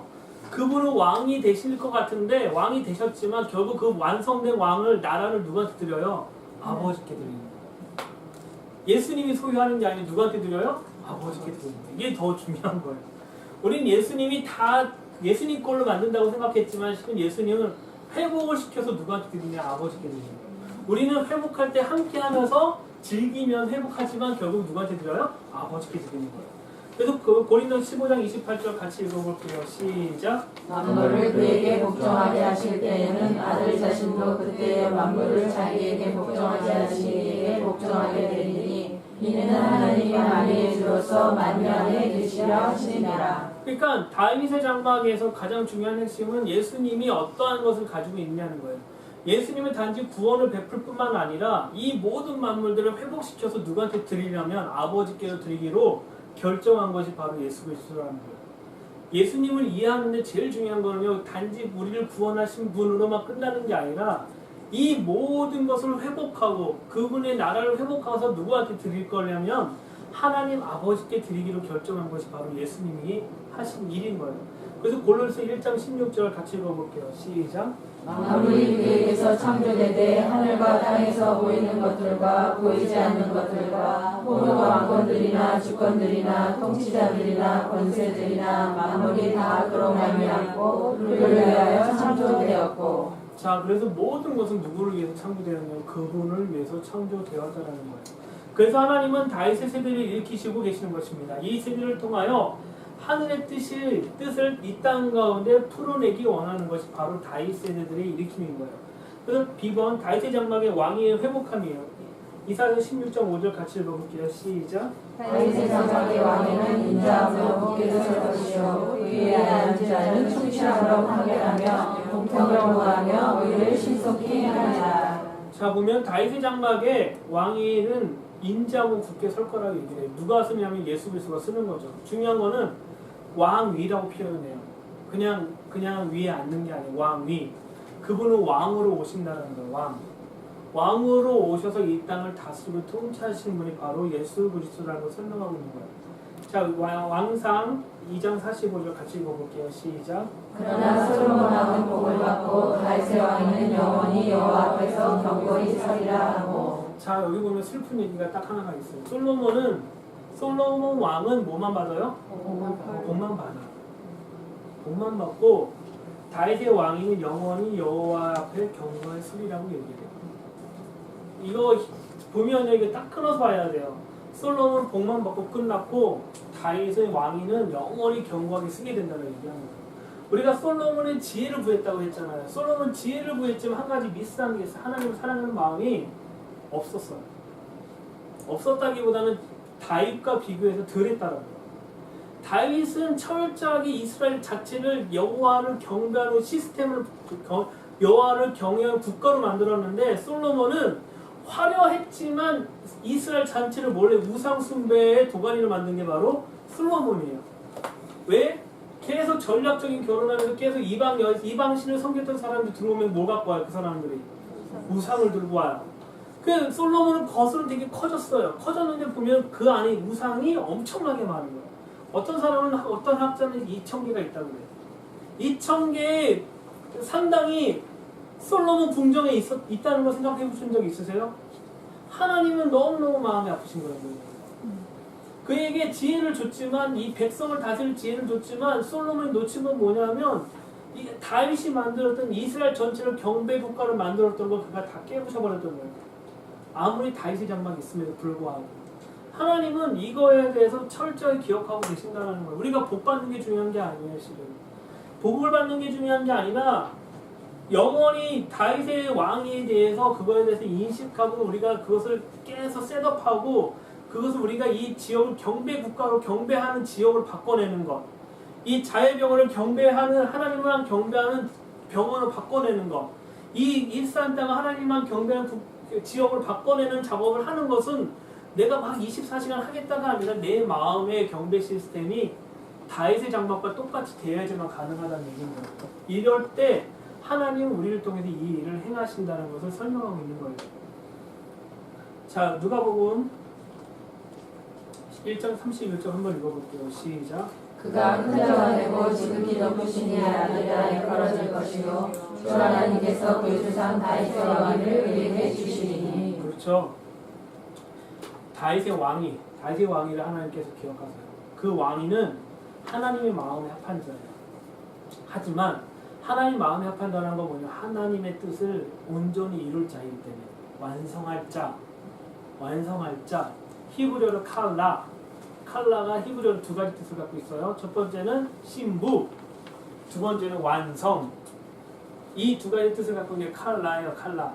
그래서 하나님은 이 왕위를 할 자가 누구냐면 다윗의 왕조에서 온 사람만 가능하다는 거예요. 그래서 10번 같이 읽어볼게요. 시작. 다윗의 장막의 왕위는 굳게 서게 되면 말씀하신다. 지금 이 땅에 오셔서 다스리실 왕이 일어섬을 말하고 있는 것이다. 그렇죠. 우리가 기도해야 될 목적은 뭐냐면 이 땅에 오셔서 다스릴 왕을 위해서 기도하는 거예요.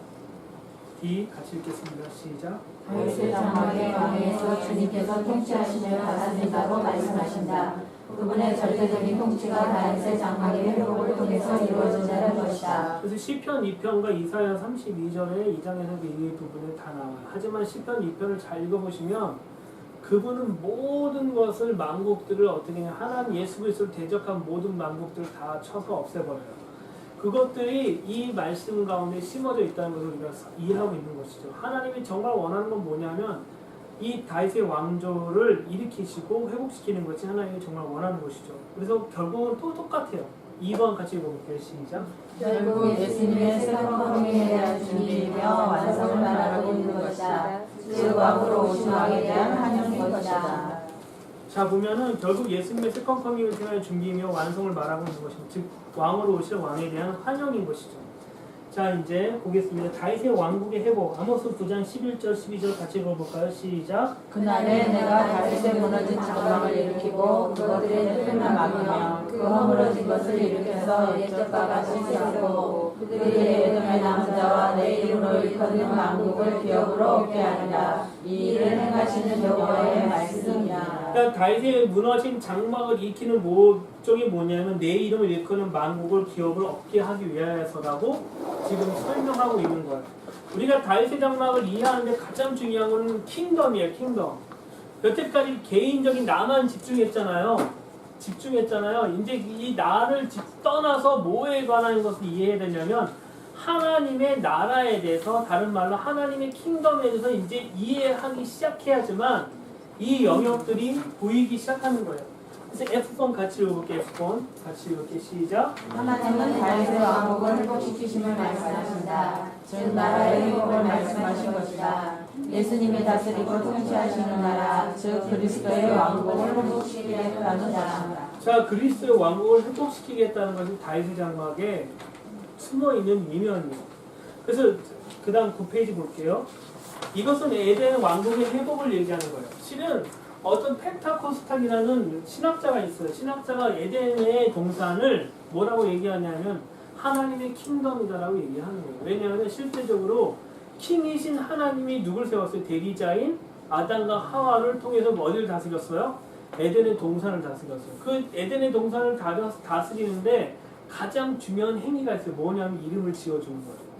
내가 이 사람이 이름을 지어준다는 건 뭐냐면 그 사람에 대한 권위가 있는 거예요. 그렇잖아요. 누가 아기를 낳잖아요. 저희가 이름 다 지었지만 보통 아기를 낳으면 누가 지어줘요? 할아버지의 이름을 지어주나. 그럼 할아버지의 권위에 대해서 인정하는 거잖아요.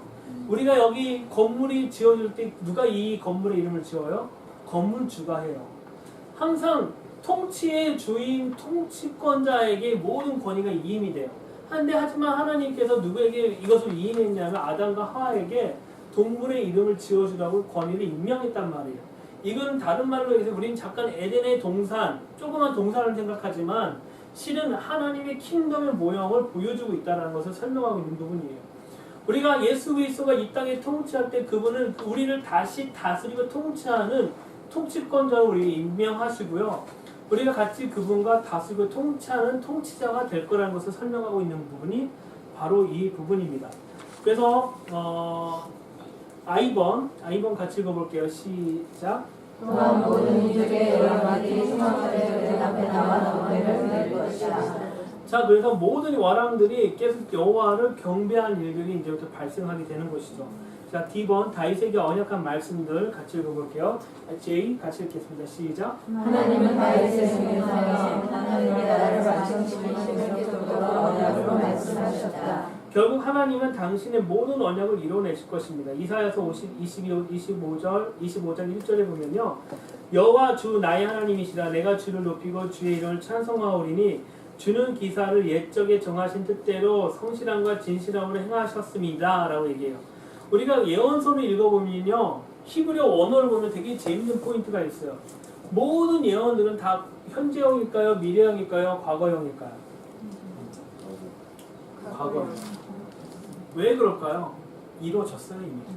하나님의 관점과 하나님의 시간에서는 그 모든 예언들이 이루어졌다. 이루어졌지만 지금 과정이에요. 이상한 표현이에요. 이루어졌지만 과정이에요. 그러니까 하나님이 처음에 계획한 그 디자인 안에서는 그분의 계획 안에서는 이미 이루어졌다예요. 지금 이루어진 걸 우리는 뭐 하는 거예요? 실행하고 있는 중인 거예요. 그것이 되게 중요한 관점이에요. 그래서 보면은 옛적에 정한 뜻대로라고 하잖아요. 이건 과거형이 이미 끝났어. 이거 바뀌어요, 안 바뀌어요? 뜻? 절대로 안 바뀌는 거예요. 그건 반드시 이루어지는 거예요. 이것을 설명하고 있는 게 바로 다윗의 장막에 다윗에게 언약한 얘기인 거예요. 그래서 잠언 19장 21절 사람의 마음은 많은 계획이 있을지라도 오직 여호와의 뜻만이 완전히 서리다 얘기해요. 여러분이 100가지 계획을 갖고 계십니까? 하지만 하나님의 뜻만 온전히 쓸 것입니다. 저는 컴퓨터 프로그래밍을 했었어요. 소실적에. 중학교 때부터. 컴퓨터 프로그래밍을 하는데 가장 중요한 게 있어요. 뭐가 중요하냐면요. 안 될 확률을 찾는 거예요. 안 될 확률을 100가지를 만들어서 그거에 대한 뭘 만드는 방어적인 프로그램을 짜야 돼요. 이걸 잘하는 사람이 정말 컴퓨터 프로그램을 잘 짜는 사람이에요. 그러니까 100가지의 안 될 확률을 뭐 해요? 찾아요. 그래서 그것을 미리 방어선을 만든단 말이에요. 근데 그게 돼요, 안 돼요? 사람이 100가지를 만들었지만 이 102가지, 103가지가 또 나올 수 있다는 거예요. 그래서 우리가 컴퓨터를 사용하다 보면 계속 에러가 생기잖아요. 컴퓨터 프로그램 짠 사람들은 이미 에러가 날 걸 이미 계산했지만 또 다른 면에서 막 튀어나오는 것이 있다는 거예요. 우리가 세운 계획들은 계속 불완전해요. 아무리 천재라도 불완전할 수밖에 없다는 거예요. 하지만 하나님의 계획은 완전한 거예요. 그분의 뜻만을 온전히 쓰는 것이 성경이 지금 얘기하고 있는 포인트예요. 그래서 저는 그때부터 뭐 하기 시작했냐면 제가 정말 주님을 깊이 신뢰하면서 뭐 하기 시작했냐면 계획을 세우지 않는 거예요. 무계획이 계획이다. 그래서 되게 사람들이 질문하면 늘 질문하면 대답하기 어려운 게 하나가 있어요. 그 다음 뭐 할 거예요? 그 다음 저 대답은 잘 모르겠어요. 진짜 모르겠어요. 하지만 여러분 질문하면 제 인간적으로는요 이렇게 하고 싶어요 라고 얘기는 해요. 인간적으로. 하지만 하나님 어떻게 하실지는 모르겠어요 라고 얘기하는 게 제가 대답하는 방법이에요. 우리는 하나님의 뜻만이 온전히 쓰는 거에 대해서 우리는 소망하셔야 돼요. 자, 역대하 7장 18절이에요. 거의 다 왔습니다. 시작. 내가 내 나라와 내 영광을 알게 전에 내가 내 아버지 다윗과 언약하기를 이스라엘을 다스릴 자가 내게서 끊어지지 아니하리라 함대로 하리라. 자, 그래서 이 말씀대로 하나님은 다윗의 계보를 통해서 계속 왕들이 나오기 시작했어요. 하지만 더 중요한 거는 다윗의 계보에서 누가 나오셨죠? 예수 그리스도가 오신 거죠. 예수 그리스도가 오셨기 때문에 그분은 이 땅에 다시 오실 것입니다. 그분은 다시 오셔서 이 말씀을 성취하고 완성하실 것이죠. 자, 이사야서 55장 3절 같이 읽어볼게요. 시작. 너희는 귀를 기울이고 내게로 나와 들으라. 왜냐하면 너희의 영혼이 살리라. 내가 너희를 위하여 영원한 언약을 맺으리니 나의 약속한 시간을 내니라. 근데 중요한 게요. 제가 이 말씀을 늘 준비하면서 그런 생각이 들어요. 너희는 귀를 기울이고 내게로 나와 들으라고 얘기해요. 실은 다윗의 장막은 예배 파트까지만 얘기하면 사람들이 귀를 기울이고 들으려고 해요. 하지만 맨 끝에 다윗의 왕조 회복이 되든지 하나님의 나라에 대한 얘기를 하려고 하면은 귀를 열려고 하지 않아요. 들으려고 하지 않다라는 거예요. 들어야 돼요. 그걸 열어야지만 하나님이 이 말씀에 대해서 우리를 가르쳐 주시고 인도해 줄 수 있다는 거예요. 그러면은 너희를 위하여 영원한 언약을 맺으니 곧 다윗에서 허락한 확실한 은혜라고 얘기해요. 우리를 위한 하나님의 영원한 은혜는 뭐냐면 언약은 뭐냐면요. 또 답이 나왔어요. 예수님의 재림이에요. 그분이 다시 오심이에요. 결론을 읽겠습니다. 2번 시작. 다윗의 장막은 예배와 신실관뿐만 아니라 하늘의 뜻이 이 땅 가운데 드러나고 하늘의 뜻을 선포하는 것에 목적이 있었던 것이다. 다윗의 장막의 예배를 통해서 하나님은 만든 계획을 이 땅 가운데 계획해 주신 말씀을 부활시키신 것이다. 자, 여기서 부활시킨다는 단어가 좀 이상하죠? 성경엔 부활이라는 단어가 있을까 없을까요? 네? 없습니다. 실제로 노골적으로 얘기하면은 쿰이에요. 쿰. 히브리어로 쿰이고요. 헬라어는 아나스타시스예요. 아나스타시스가 부활이라고 하지만 다른 말로 표현하면 달리다쿰 들어보신 적 있어요? 달리다쿰? 소녀가 어떻게 돼서 그 소녀가 죽은 사람이잖아요. 근데 예수님 뭐라고 얘기해요? 달리다쿰. 쿰이라는 건 뭐냐면 일어나라라고 얘기하는 거예요. 일어나라 빛을 발하라 하고 모든 일어나라 쿰쿰쿰쿰이라는 건 뭐냐면 부활을 얘기하고 있는 거예요. 부활이라는 건 뭐냐면 심겨진 하나님의 말씀을 일으켜라 일으켜라 일으켜라고 얘기하는 것이 실은 부활이에요. 우리가 하나님 말씀을 부활시킬 수 있는 능력이 있어요. 어떻게 하냐면요, 예언된 약속된 말씀을 딱 들고 갖고 말씀 읽고 선포하면 부활되는 거예요. 그때 그것이 실은 부활이고 실은 기도예요. 우리가 기도하는데 너무 어렵다고 생각하지 마시고요. 실은 기도는 쉬워요.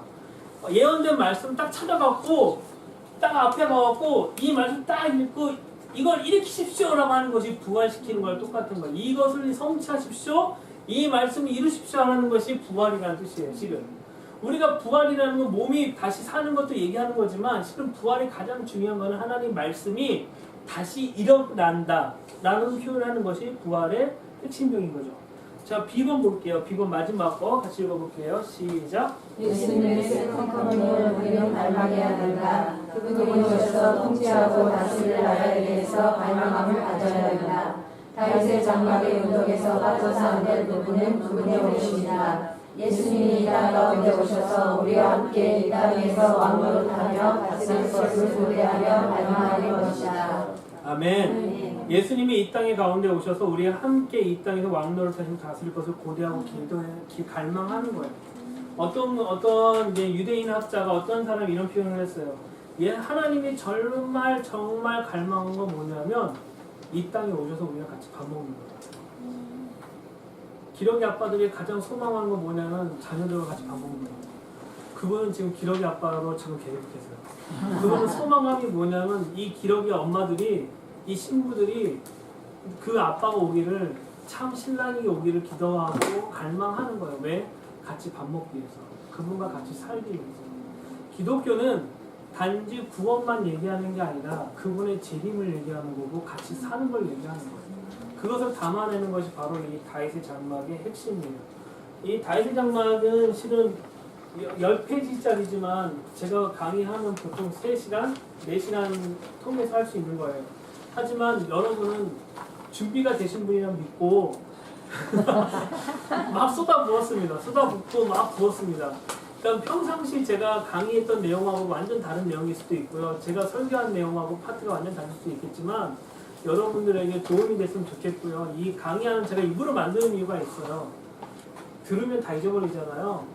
그냥 보시고 확인해 보시고 찾아보시고 참고하셨으면 좋겠다는 마음에서 늘 제가 하는 거는 다 강의안이 있어요. 뭐든지. 그래서 이걸 만들어서 드렸습니다. 그래서 여러분 보시고 도움 되셨으면 좋겠고요.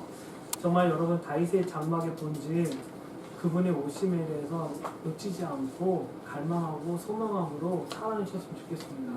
그럴 때 하나님은 일하십니다. 왜 일하시냐면 그분이 오고 싶어서.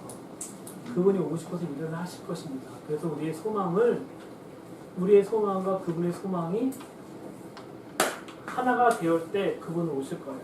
아멘. 아멘? 아멘. 그러니까 우리는 소망해야 돼요. 그분이 오실 거예요. 내일 오실 수도 있고 내일 모레 오실 수도 상관없어요. 나는 늘 그분과 마음이 하나가 되는 것이 집중하게 되면 이것은 더 이상 중요한 거 아니에요. 그렇다고 여러분 오해하지 마십시오. 다 팔라고 하는 거 아니에요. 팔 필요 없어요. 그냥 준비하고 있다가 할 거 다 하십시오. 그냥 뭐 화장실 갈 거 가시고 쇼핑할 거 하시고 하세요. 그분 오셔도 상관없어요. 그래도 상관없어요. 하지만 마음만 계속 집중하십시오. 할렐루야. 아멘. 마치겠습니다.